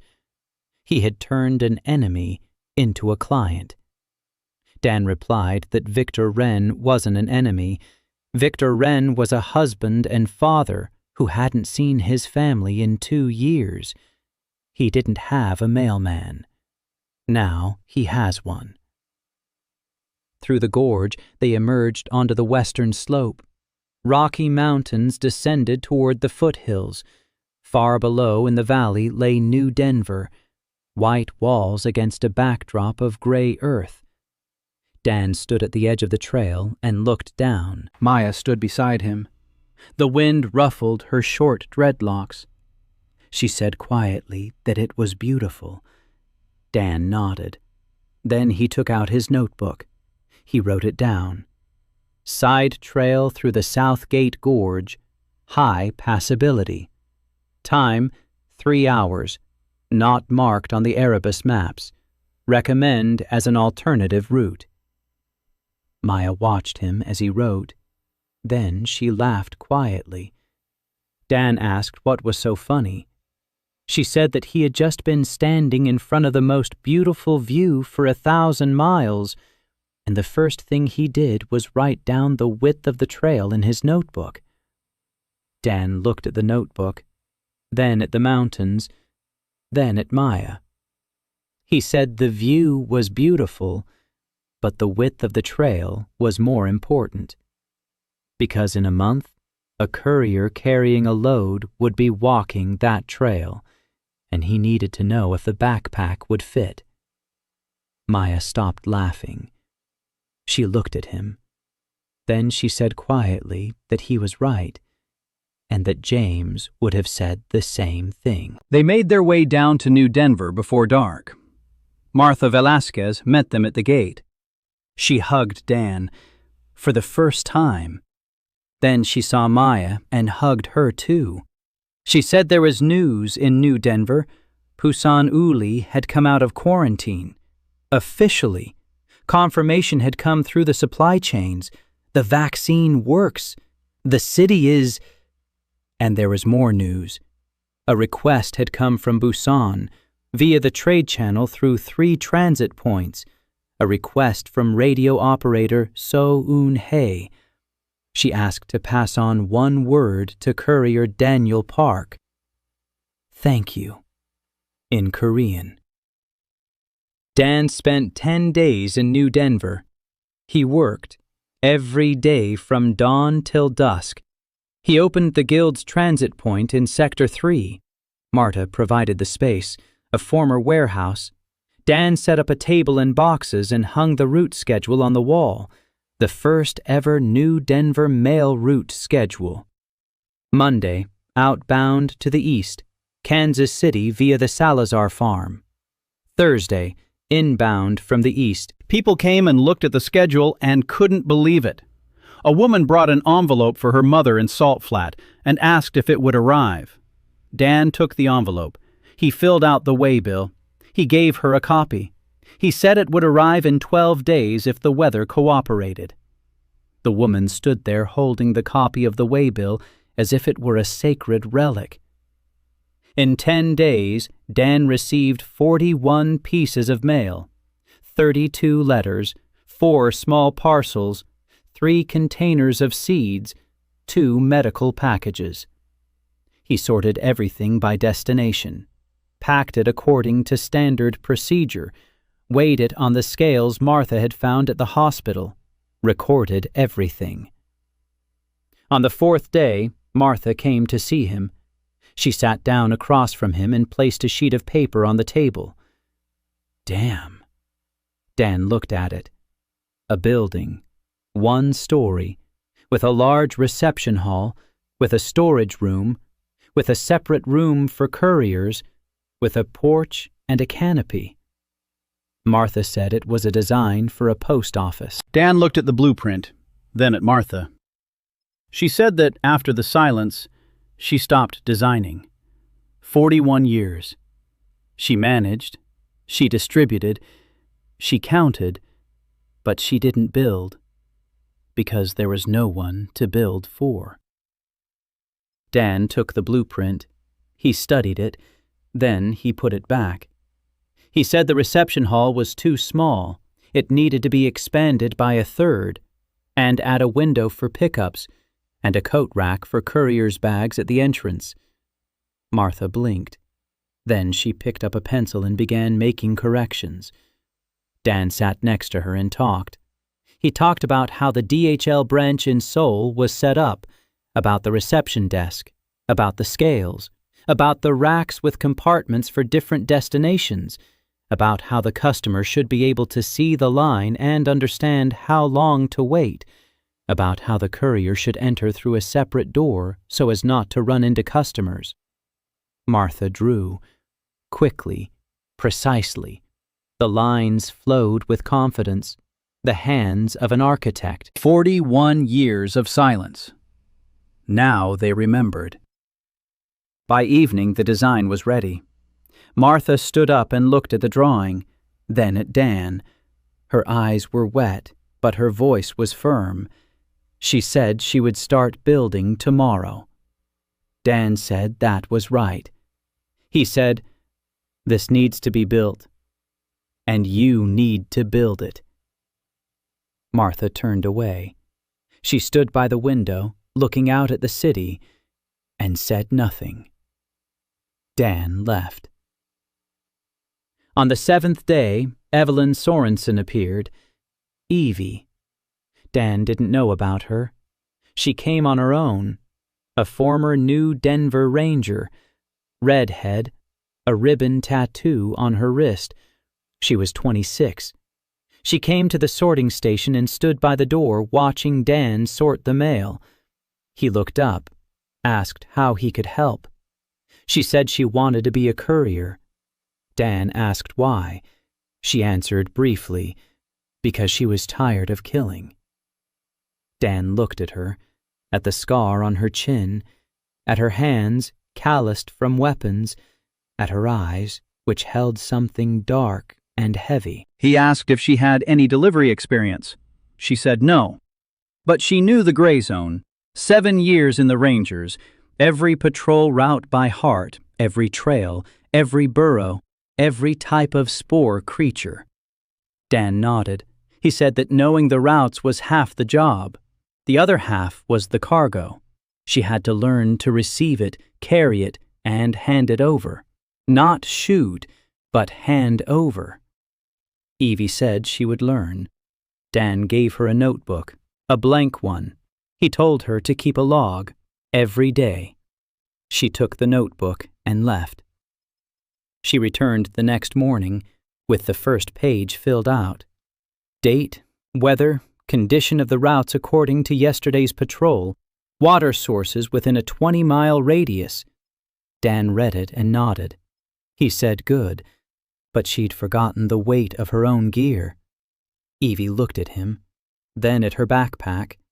Then she took a bag of ammunition out of her backpack and placed it on the table. 3 pounds. She said she wouldn't forget again. Dan didn't tell her to throw the ammunition away. He told her to write down its weight in the gear column, because on the route, every pound and every item counts, and a courier needs to know what he's carrying and why. Evie wrote it down. On the 10th day, Dan was getting ready to leave.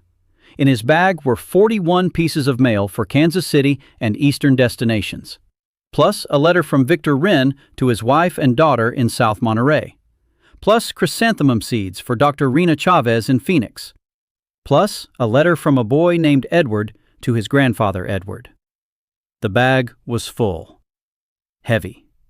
Dan weighed it. 22 pounds. 2 over the standard. He rearranged the contents, redistributed the weight. He moved 2 letters from the main compartment to a side pocket closer to his back. The center of gravity shifted upward and toward his lower back. Better. Maya was standing at the New Denver gate. Evie was standing next to her.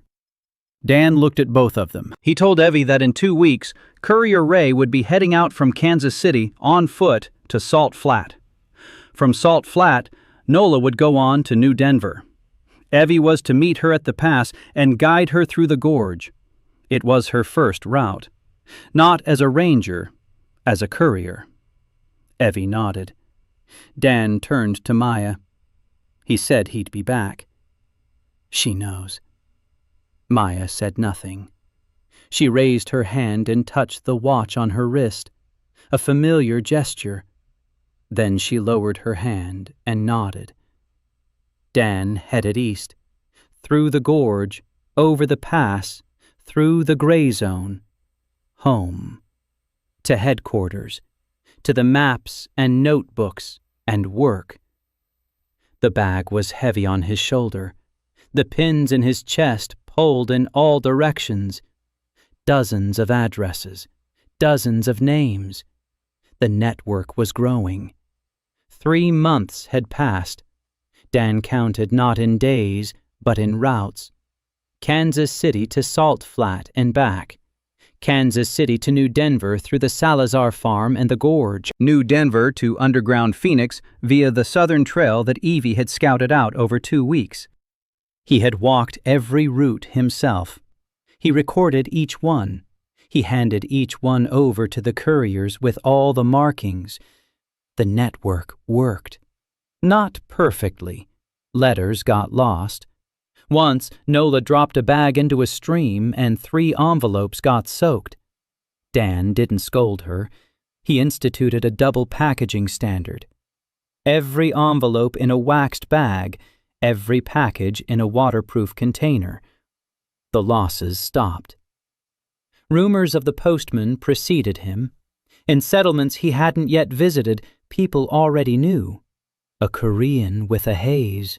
Walks through the gray zone, delivers everything, doesn't charge.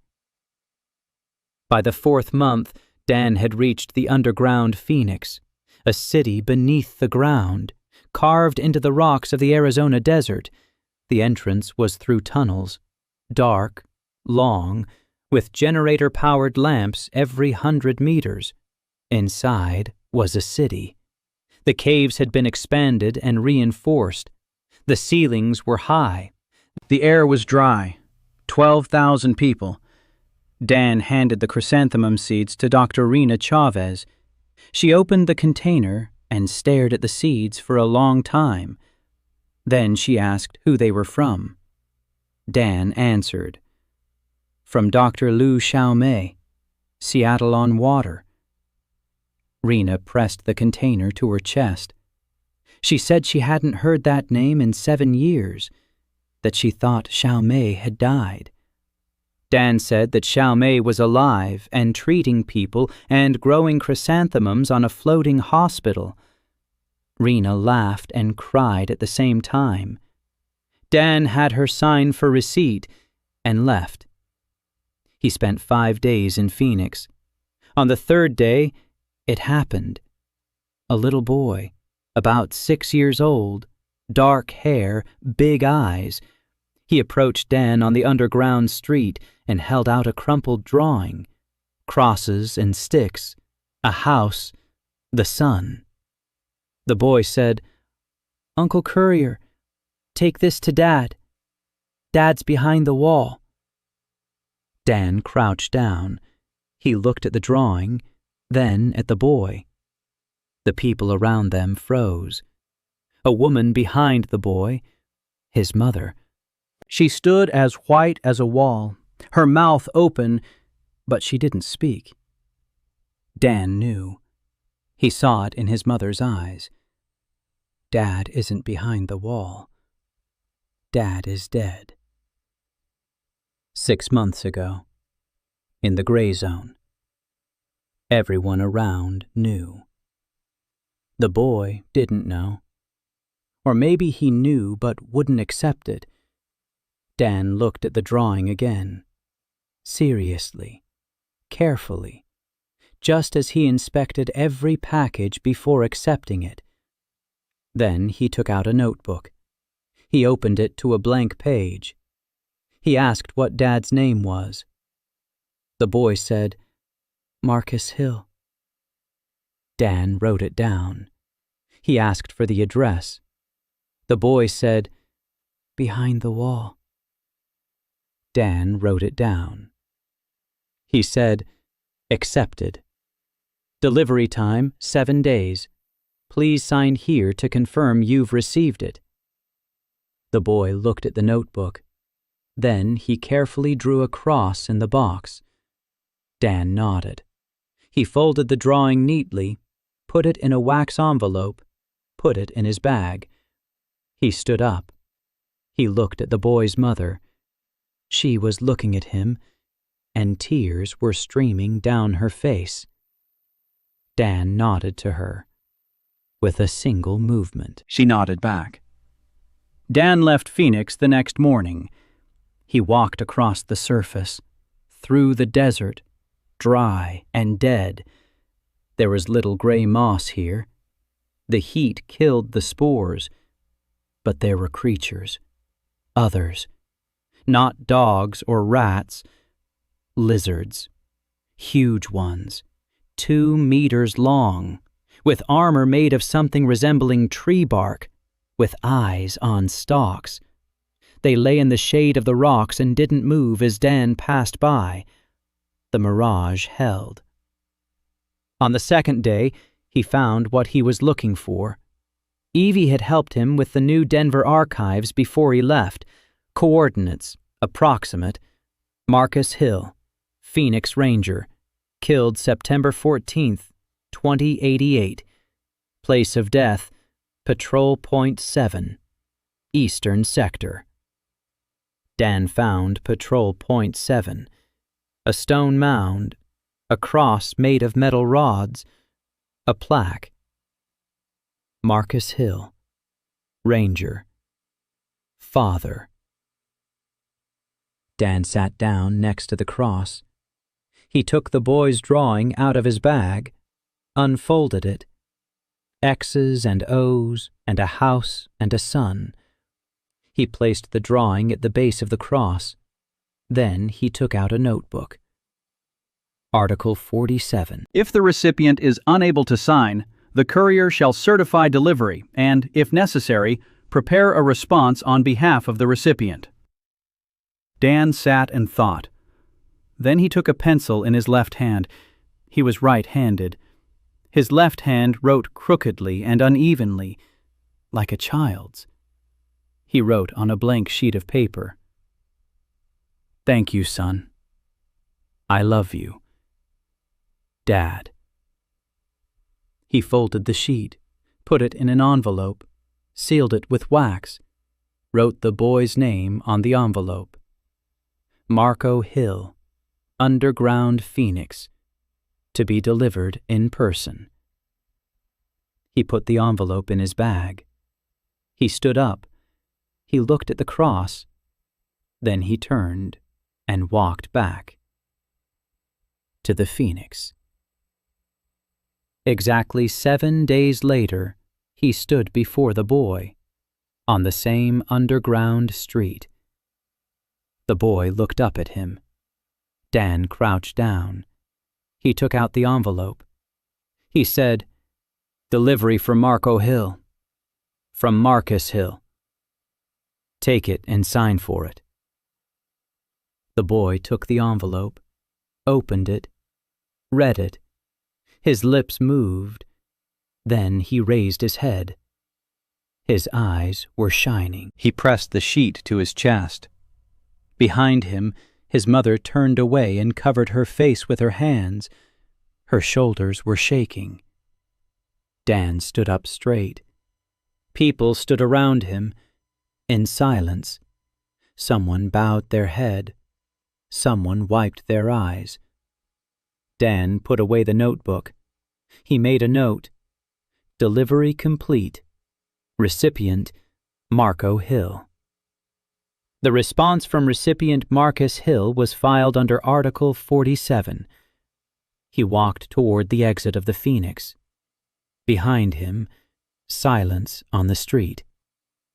Then footsteps. Then voices. Then people began to come out of their houses with envelopes, with pieces of paper, with drawings, with photographs. They held them out to him and said names. Dead husbands, dead wives, dead children, dead parents. Behind the wall. Everyone behind the wall. Dan stopped in the middle of the street. He looked at the line. Long. Quiet. He took out a notebook, sat right down on the stone floor, and began to receive them, one by one. Sender's name, recipient's name, description of contents, signature. He accepted them for 4 hours. 73 letters to the dead. 73.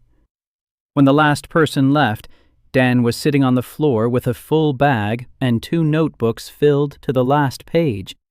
He didn't know how he would deliver 73 letters to the dead, but he knew he would deliver them, because the shipment has been accepted, and that means it will be delivered. Article 47. It had been 8 months since Dan's arrival in this world. The network was up and running. 4 regular routes: Kansas City to New Denver to Phoenix, Kansas City to Salt Flat to Seattle via the South Gate Pass. 12 active couriers, 3 transfer points with permanent operators. The post office in New Denver was built. Martha stood at the opening and cut the ribbon made of a strip of fabric. The first building she had designed in 41 years. Stone walls, a tin roof, a reception desk with scales, shelving with compartments organized by destination, A side door for couriers. Everything just as Dan had described. Everything just like at DHL in Seoul. Only instead of an electronic scanner, there was a paper notebook. But it worked. Evie became the best courier after Dan. Not because she had a strong aura. She barely had one, weaker than Maya's, a barely perceptible tremor in the air. But she knew the gray zone like the back of her hand.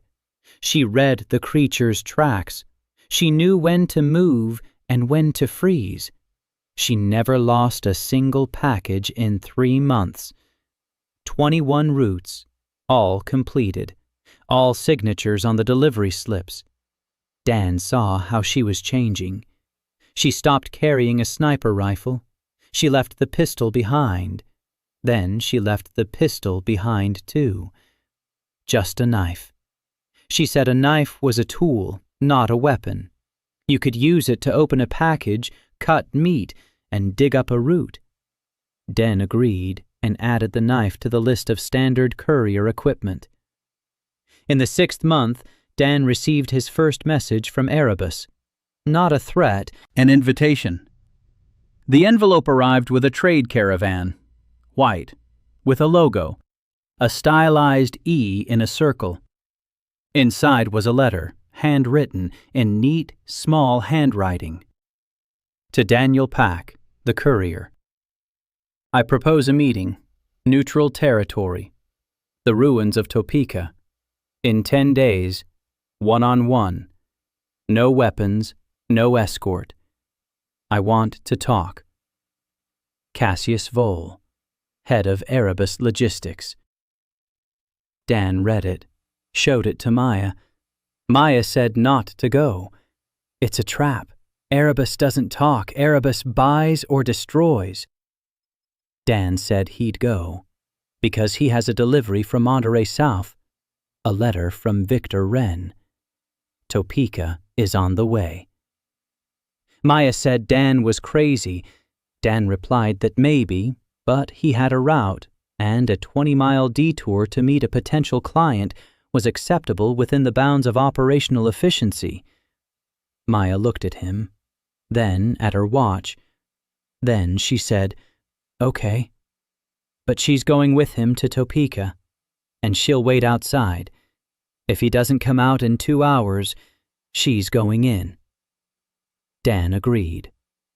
The ruins of Topeka were all that remained of the city of Topeka, Kansas. Roofless buildings, streets overgrown with brown grass, gray moss on the walls. Silence. Dan went in alone. Maya stayed at the entrance behind a concrete wall. In her hands was the shotgun that Ricardo Salazar had given her on their visit. Dan walked down the main street, past the skeletons of stores and banks and restaurants, across the square with a fountain where mushrooms were growing, toward the building at the far end, the former courthouse. Columns, a staircase, a portico. A man was sitting on the steps, alone, unprotected, unarmed. In his 50s, tall, thin, gray hair cut short, a calm face, light, attentive eyes, an Erebus uniform but without a weapon belt, a thermos on his lap, 2 mugs beside him. Cassius Vole. He looked at Dan and said he was glad to see him, that the tea was hot, real, from Busan, via Seattle, through its canals. He held out a mug. Dan sat down on the step across from him, Took the mug. Took a sip. Tea. Green. Bitter. Real. Vole poured himself a cup. They sat on the steps of a dead ship in a dead city and drank tea. Vole spoke first. He spoke quietly and evenly. No threats. No pressure. He said he'd been watching Dan for 6 months, that his network was impressive, that over the last 4 months the Guild had intercepted 20% of Erebus's cargo flow, that Erebus had lost 3 settlements that had gone over to the Guild, that it hurts, for business and for stability. Then he said something else. He said that Dan doesn't understand what he's doing, that the world after the silence is built on fear. Fear of the gray zone is what keeps people within the walls. Fear of the road is what makes delivery valuable. Fear is currency.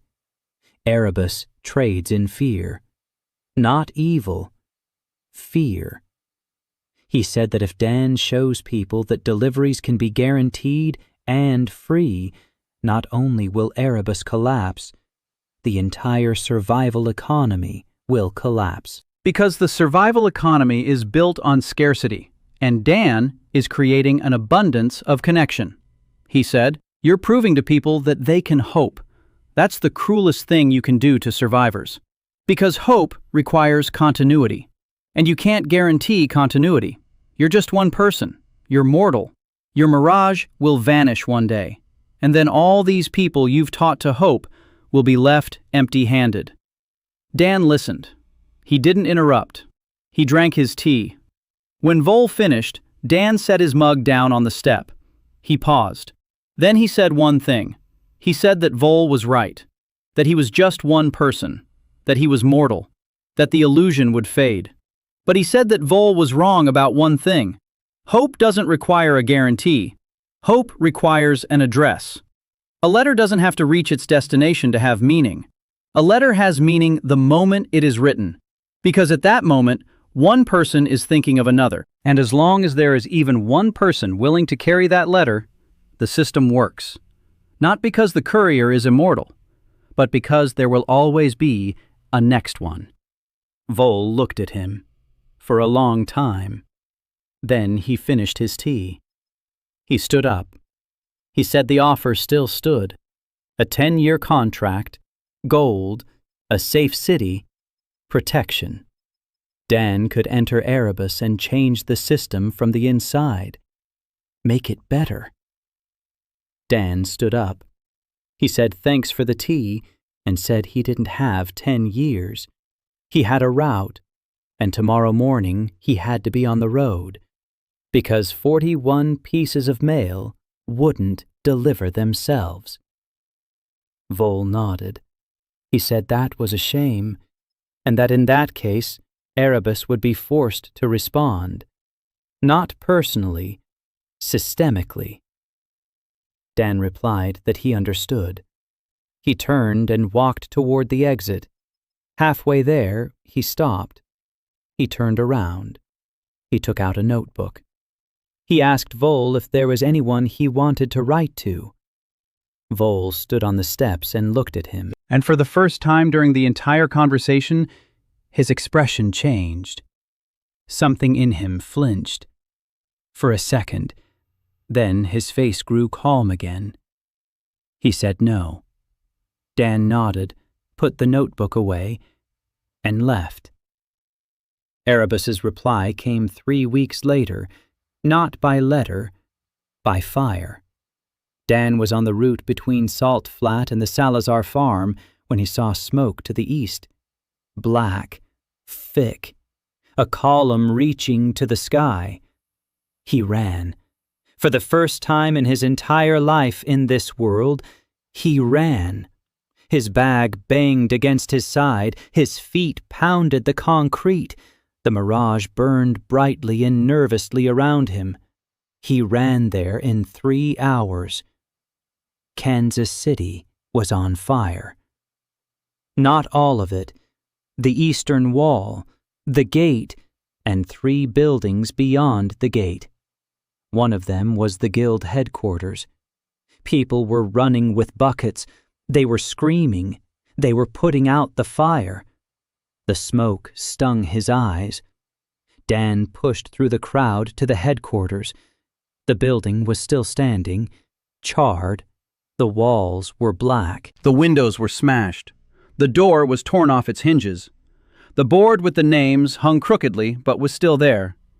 847 names, charred around the edges. Inside, it was worse. Tables were overturned. Maps on the walls had burned. Notebooks, logs, routes, everything. Ray was lying by the entrance with his head bandaged. He said that Erebus had come during the night. 24 fighters, flamethrowers. They set the wall on fire and, under cover of the flames, stormed into the city. They headed straight for headquarters. They took everything they could carry: maps, documents, waybills. What they couldn't carry, they burned. 3 couriers were wounded, 1 seriously. Greg, old Greg, who helped draft the charter. He stood in the doorway with a rifle and held them off for 2 minutes. 2 minutes that gave Maya time to take one thing out of the back room: a notebook. Not just any notebook, that very one, with the guild's charter. 47 articles, 4 handwritings. Maya was inside. Dan found her in the back room. She was sitting on the floor against the wall, the notebook with the charter in her hands, her face covered in soot, her left hand bandaged with a rag, blood seeping through the fabric. She raised her head and looked at Dan. She said the charter was intact. The rest had burned. Dan sat down beside her. He looked at the charred walls, at the empty space where the maps had hung, at the overturned tables. Months of work. Routes he'd drawn at night. Data he'd gathered step by step. Everything. He sat there in silence for a minute. Then he stood up. He went out onto the street. People were crowding around headquarters, couriers, residents, security guards. Everyone was looking at him. Dan stood on the charred porch and looked at them. Then he took a notebook out of his bag. His own. The 3rd one. He opened it. Roots. All of them. Every single one. With every water source, with every shelter, with every turn. He kept field notes. Always. A copy of everything that was on the headquarters walls lay in his bag, because a courier doesn't lose documents. Ever. He said it out loud. He said everything would be restored, that the maps were intact, that the routes were intact, that the walls could be repaired, the board could be hung, the tables could be set up. He said they would start in the morning. Ray stood up, with his head bandaged. He said he'd start right now, and went to lift a table. Another one followed, and another. By morning, headquarters was standing. Charred, with boarded-up windows, but standing. Maps hung on the walls. New ones, redrawn from Dan's notebook overnight. 14 pairs of hands, 14 couriers. Each drew the route they knew best. It turned out crooked and multicolored, and beautiful. Greg was in the hospital. The doctor said he would survive. The burns were serious. His left arm might not recover, but he would survive. Dan stood by his bed. Greg opened his eyes. He said he had held them off for 2 minutes. Dan said that was enough. Greg said he wanted to ask for one thing. Dan listened. Greg said that if his arm didn't recover, he wouldn't be able to carry heavy loads. But he could sit at a desk. He could keep records, take delivery slips, fill out logs. He asked if he could be a courier who didn't walk. Dan was silent. Then he said that at DHL in Seoul there were dispatchers. They didn't walk the routes. They sat in the office and coordinated everyone. Without them, not a single delivery would have taken place. He said that Greg was now a dispatcher. The Courier Guild's first dispatcher. Greg closed his eyes and nodded. On the third day after the attack, news came from New Denver. Evi passed it along the chain. Erebus had issued an ultimatum. Kansas City must shut down the guild, dismiss the couriers, hand over the routes to Erebus. 10 days to comply. Otherwise, the next attack would be on New Denver. Maya gathered everyone. 14 couriers. Greg, on crutches from the hospital. Dan. She read the ultimatum. Silence. Then Ray stood up and said that his mother had knitted him a sweater and sent it through the guild, and that he'd rather die than let Erebus take it. Then Nola stood up and said the same thing in different words. Then the rest stood up. Everyone. Maya looked at them. Then she looked at Dan. Dan was standing by the wall, thinking. He wasn't thinking about bravery or rage or revenge. He was thinking like a logistician. Erebus is strong. They have people, weapons, equipment. The guild can't fight them. But the guild isn't supposed to fight. The guild is supposed to deliver. He looked up. He said he knew what to do. He asked for a day. 1 day. And a notebook. And silence. Maya nodded. Dan sat down at Greg's desk and worked until dawn. In the morning, he came out to them with a plan. On the table in front of him lay 47 letters, 12 medical kits, 3 refugee children from the settlement that Erebus had ravaged a week ago. They were waiting to be shipped out. Everyone was waiting to be shipped out. Dan said he would deliver it all, personally, right now. Not by the usual route, through Erebus's positions, right through them. Ray said it was suicide. Dan said it wasn't. He took out a large waterproof bag, sewn together from 2 sacks of oiled canvas. He began packing. All 47 letters, all 12 medical kits. One by one, carefully, according to packing standards. Each envelope in a waxed bag, each package was labeled. He worked for 20 minutes. When he finished, he took a notebook. He opened a blank page and wrote out a shipping slip. Sender, Kansas City Couriers Guild. Recipient, Kansas City. All residents. To be claimed. He showed it to Maya. Maya read it. She looked at him. She understood. He was the recipient himself. The shipment was addressed to everyone. The whole city had to accept it. The zone of peace works as long as there is a sender and a recipient, and the courier has agreed to carry it. The larger the shipment and the more recipients, the wider the zone. Dan took the package, put it in his bag. The bag turned out to be too small. He took Greg's backpack, transferred the load. 28 pounds, over the standard limit, but the standard would have to wait. He slung the backpack onto his back, the bag over his shoulder. He stepped out onto the porch. People were standing in front of headquarters, not just couriers, residents, those who had put out the fire, those who had boarded up the windows, those who had redrawn the maps. They stood and watched him.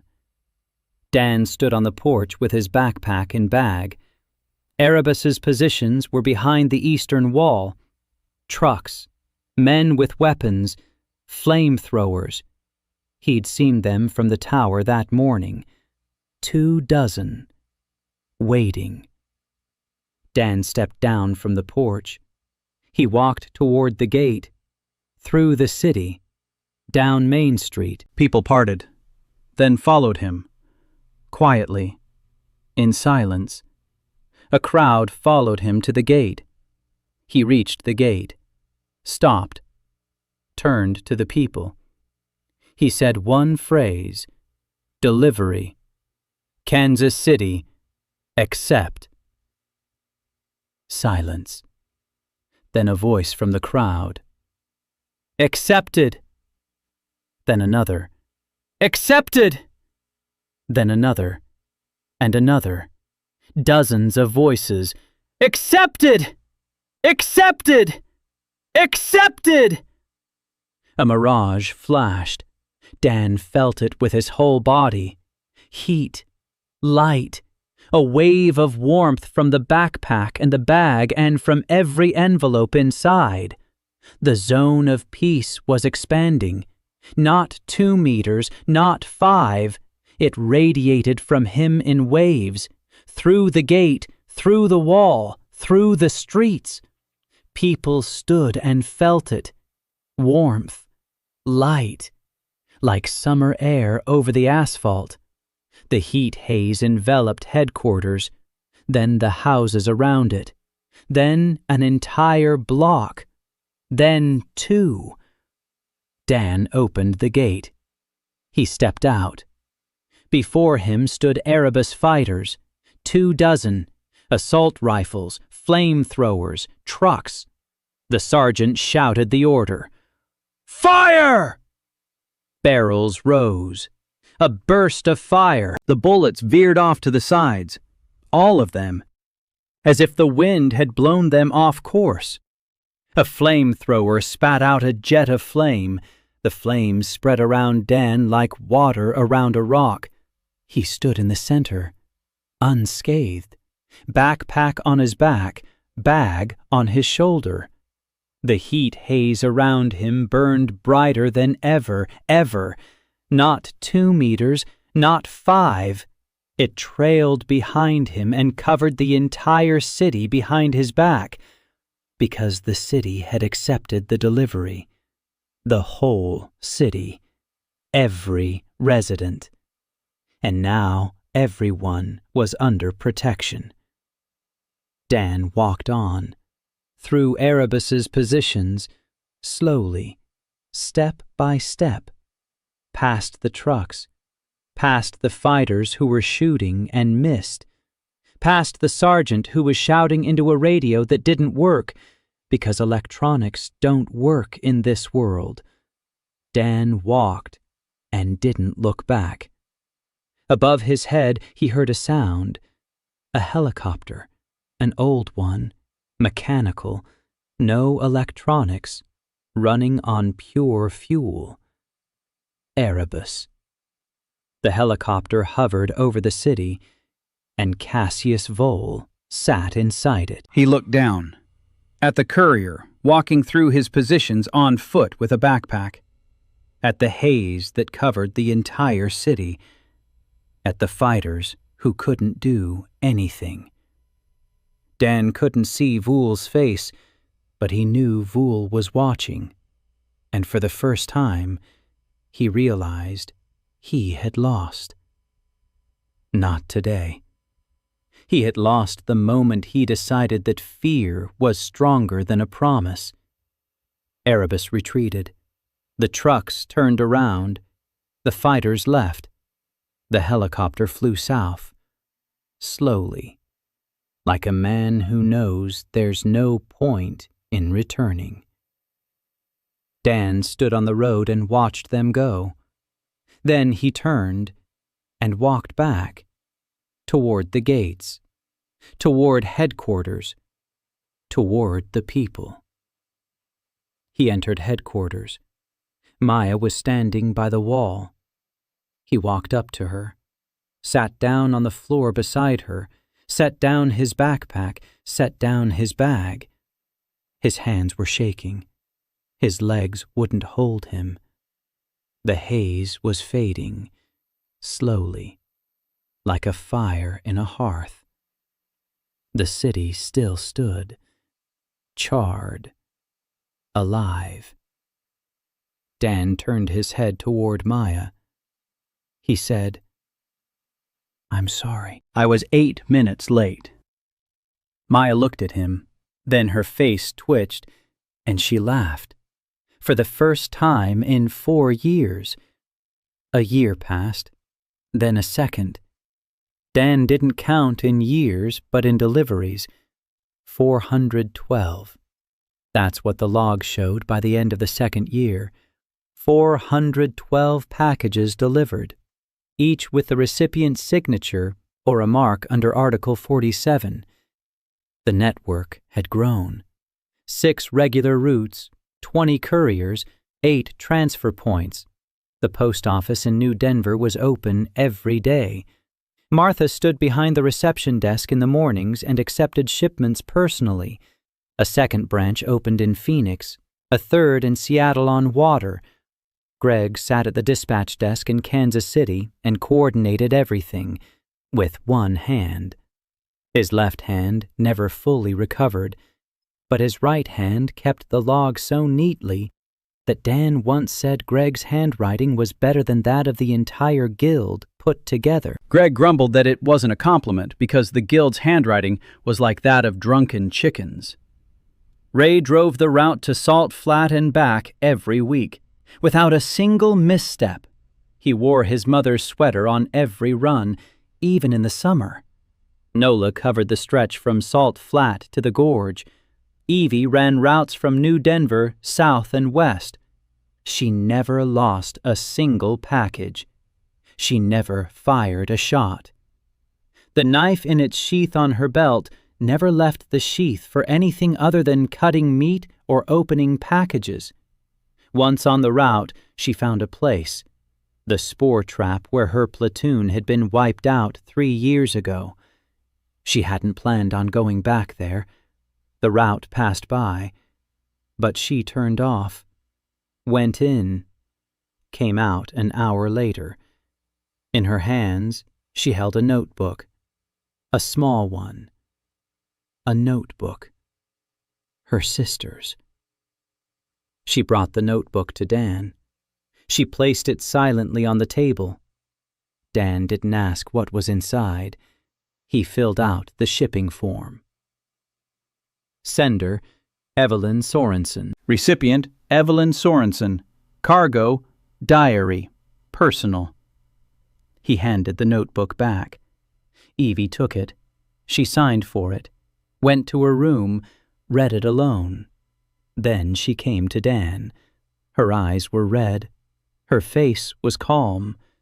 She said that her sister had written one sentence on the last page, that she was proud of Evie and wanted her to live. Evie was silent for a moment. Then she said she didn't just want to deliver, she wanted to teach others, just as Dan had taught her. Dan nodded. From that day on, Evie became the guild's second instructor. At the end of the second year, Dan learned the truth. He was walking the route through the rift, alone, with 12 deliveries in his bag. Passing by sorting station 7, he stopped, just as he did every time. The building stood in its place, a sign, U.S. Postal Service, a doorway, a desk inside, a box under the desk, for whoever delivers it. Dan stood on the landing and looked at the box. He'd walked past it for 2 years. He hadn't opened it for 2 years. Because there was no recipient's name, no address. Someone else's cargo. But this time, something was different. A stab in his chest. It always pointed to the recipients, to the names, to the addresses. Now it was pointing to the box, quietly but clearly. Dan went inside. He dropped to his knees. He reached out his hand. He touched the wood, warm, just like the first time. He opened the lid. Inside lay an envelope. Old, yellowed, sealed.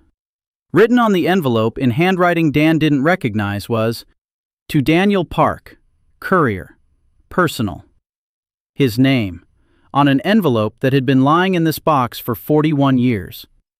Dan took the envelope. His hands didn't tremble. He turned it over. Back it was written, "Sender Elijah Morse, Postmaster, Chicago." Date of dispatch, March 12, 2048. The 12th of March, 2048. The day of silence. Dan sat down on the floor. He held the envelope and stared at it. He didn't open it. Not because he was afraid, because he knew. With a professional instinct. The instinct of a courier who had been carrying other people's promises for 2 years. This envelope wasn't someone else's. This envelope was his. It was a package. Himself.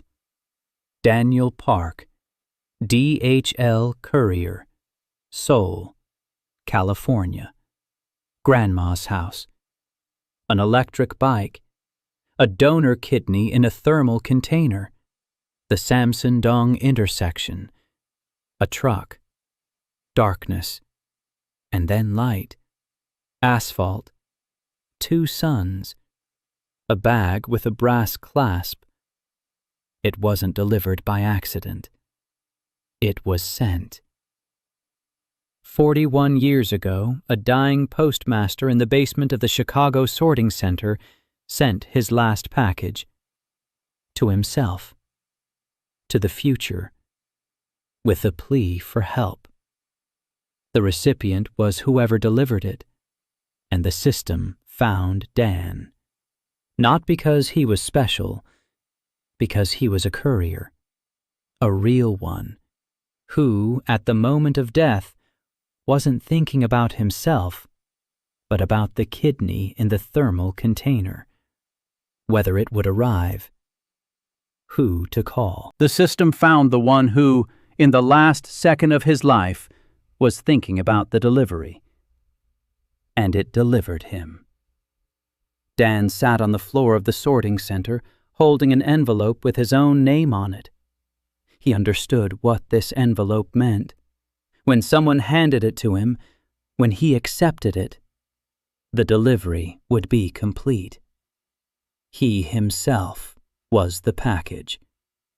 And when the package was delivered to the recipient, the zone of peace would disappear, because the job would be done. He put the envelope in his breast pocket, without opening it. He stood up. He went out. He walked further down the path. 12 deliveries in his bag. The envelope with his name on it in his pocket. The arrow in his chest burned steadily and quietly. He walked and thought. Not about losing the haze, not about becoming ordinary. He thought about who would hand him this envelope. Who would be his courier? The answer came 3 months later. Dan was standing on the porch of the post office in New Denver. Morning. The sun in the east, the moon in the west, white and close. A person was walking toward the post office, small, wearing several layers of clothing, hood pulled down, a quick, uneven stride, a street stride. The person approached, pulled back the hood. A girl, young, Korean features, a sharp chin, dark eyes, wary, angry. 3 knives on her belt were visible under her jacket. Han So-young. 19 years old, a thief from the ruins of San Francisco. She looked at Dan and spoke quickly and angrily. She said she'd been walking here for a month, from San Francisco, across the entire gray zone, alone, without a mirage, without weapons except for knives, because she'd heard about the postman, about the Korean guy who delivers letters, and she came to tell him he was an idiot, that the world can't be fixed with letters, that people are shit, that nobody owes anybody anything. Dan listened, silently. When she finished, he asked one thing. He asked if she had ever received a package. Soyeon fell silent. She looked at him. Then she said no. Never. From anyone. Not once in her life. Dan nodded. He went into the post office. Soyeon stood on the porch and didn't leave. An hour later, Dan came out. He was holding a package, a small one, wrapped in cloth, tied with twine. A waybill was attached to the bundle. Soyeon looked at the bundle, at the waybill. She read it. Sender, Daniel Park, Courier. Recipient, Han Soyeon.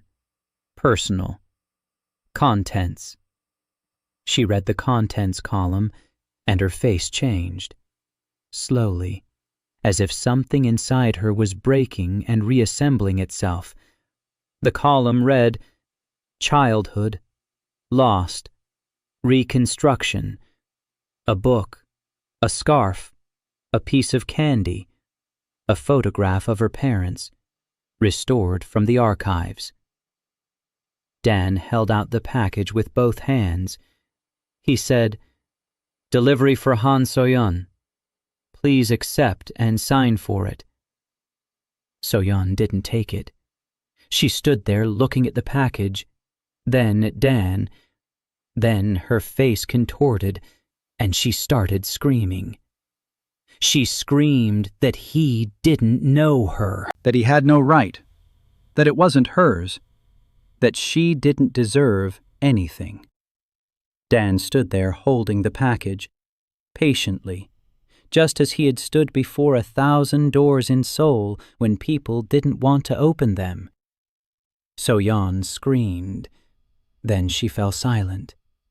Then she took the package, unwrapped it. A book.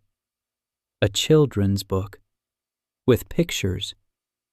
A scarf. Knitted. Red. A piece of candy. One. In a paper wrapper. And a photograph. Black and white. A man and a woman. Koreans. Young. She looked at the photograph. Dan had found it in the Phoenix archives, the city's refugee registry.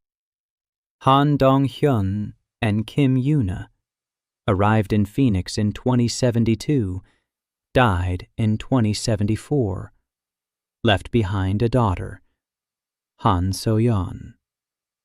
2 years. Then the trail went cold. Soyeon held the photograph and didn't move. Then she turned silently and left. Dan didn't follow her. She didn't speak to him for a week. Then one morning he found a cup of tea on his desk. Hot. Next to it was a note in crooked handwriting. Thank you. And one more word. Idiot. Dan smiled. He tucked the note into a notebook, between the pages with the delivery slips. Soyeon stayed. She didn't become a courier.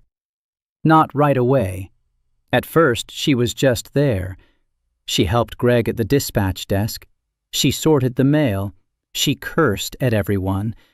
Then she started teaching the newbies how to navigate the gray zone.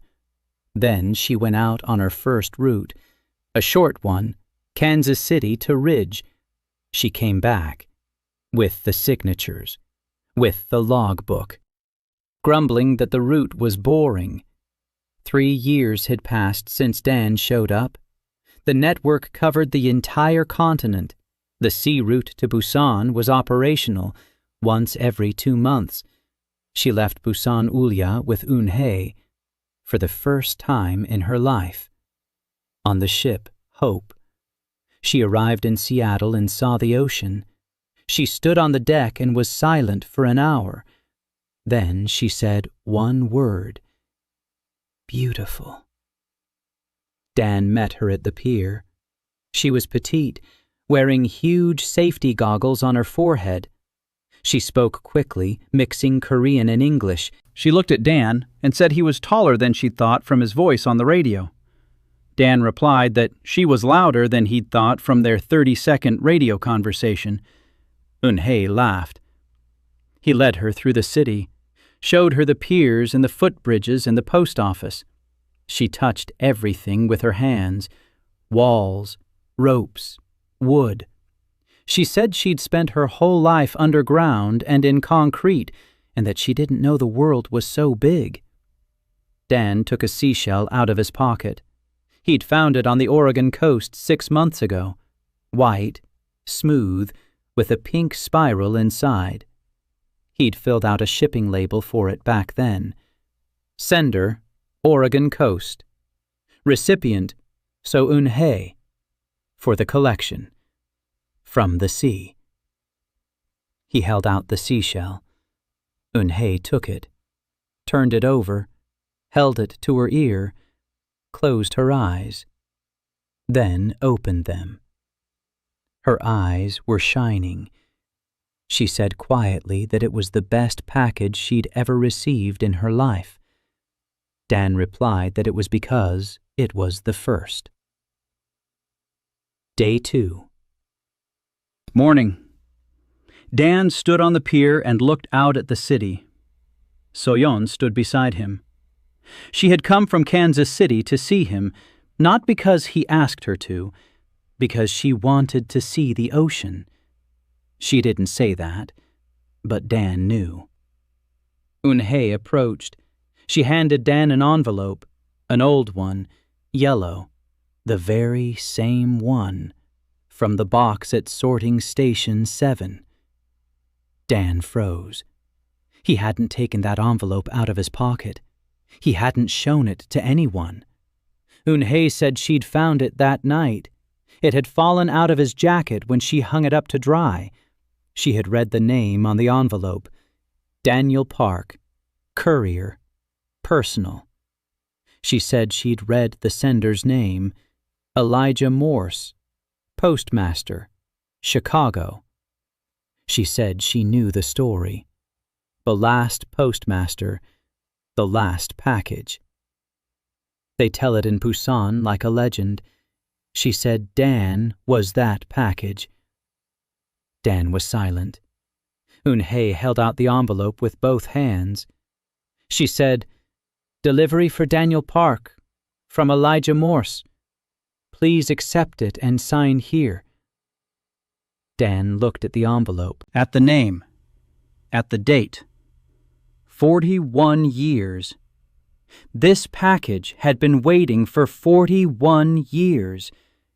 And now it was here, on the pier in Seattle, in the hands of a girl from Busan who had assembled a transmitter from scrap, whom he had never seen until yesterday, who held a seashell to her ear and closed her eyes. He reached out, took the envelope. He felt the mirage tremble, felt the needle in his chest turn. All the needles, all the addresses, all the names.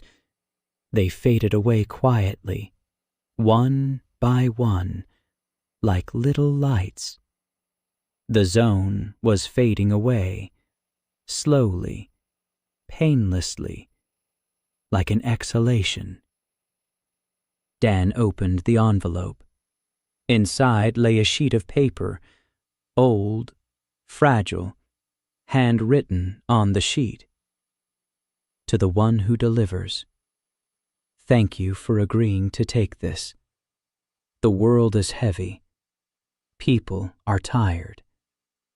But as long as there is someone carrying it, I know we will get there. Please carry on, even when the protection is gone, even when it gets hard. Just carry it. Elijah Morse, the last postmaster. Dan read it. Then he folded the sheet, put it in his breast pocket. The haze around him faded, completely. Quiet, like embers in the morning. He stood on the pier as an ordinary man, without protection, without arrows in his chest, without the zone of peace. Ine was looking at him. So-Yeon was looking at him. He stood and breathed. Salty air, wind from the ocean, the cries of seagulls, the sound of waves beneath the rafts. He was ordinary. He was a courier. He took out a notebook, opened it. He looked at the route schedule. Tuesday, heading east. Kansas City via Salt Flat. 14 pieces of mail were waiting. He closed the notebook, put it in his pocket, turned to Eun-hye. He said it was time for him to go. He had a route. Eun-hye asked without the haze. Dan replied that the haze was a bonus, but a job is a job. He slung the bag over his shoulder, empty, light, without the haze, without protection, with a brass clasp that still gleamed. So-Yeon stood beside him. She said she was going with him. Dan looked at her. She was looking at the road. He nodded.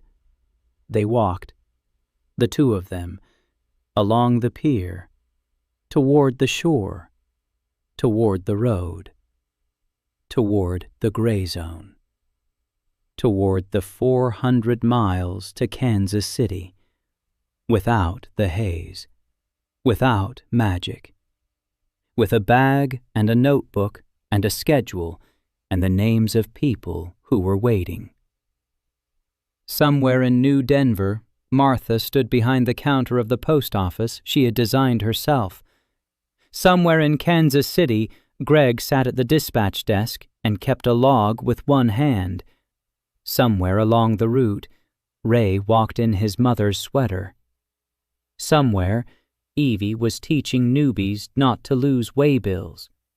Somewhere, Maya was sitting in headquarters, looking at the board with the names. There were no more empty spaces on the board for return dates. Everyone was back. Everyone. Somewhere in Pusan-Ule, a small radio room operated every day at 2 p.m. Communication had become more stable. Eun-hye had assembled a second transmitter, and a third. On the California coast, Victor Wren was reading a letter from his wife that a guild courier had brought. Not Dan, another courier, one of Evie's students. Victor read, and his hands did not tremble. In underground Phoenix, a boy named Marco Hill had grown 3 years older. He wore a medallion with the letter P around his neck. Postman. He wanted to be a courier when he grew up. He already knew how to fill out a delivery slip. Dan had taught him. At the Salazar farm, Ricardo was harvesting Bull's Heart tomatoes. The seeds from Camilla, via Thomas, via the network, had come back and were now growing in 3 beds instead of 1. Old man Edward Crosby received a letter from his daughter and from his grandson. He cried, then he laughed, then he cried again. Xiaomei planted chrysanthemums on the deck of the floating hospital. They bloomed, yellow, just like in her mother's garden. The world hadn't been fixed. The gray zone remained. Disputes grew. The creatures roamed. The electronics were silent. But between the fortress cities, people walked with bags on their shoulders, without magic, without mirage, with notebooks and waybills and addresses. They carried letters from those who missed them to those they missed. And every Tuesday in New Denver, a child could send a postcard to a friend in Kansas City, and it would arrive. Maybe not on Tuesday, maybe on Wednesday or Thursday, but it would arrive. Dan walked along the road, no mirage, with a bag, with Soyeon by his side. He walked and counted his steps, an old habit, one that wouldn't go away, because he was a courier, not because he'd been given the power, not because he'd been chosen, because he'd chosen it himself. At the Samson-Dong intersection in another life, he thought about the kidney in the thermal container. Here on the road through the gray zone, he thought about the 14 envelopes waiting in Kansas City. And he walked, step by step, to the next door, to the next name, To the next face of the person waiting.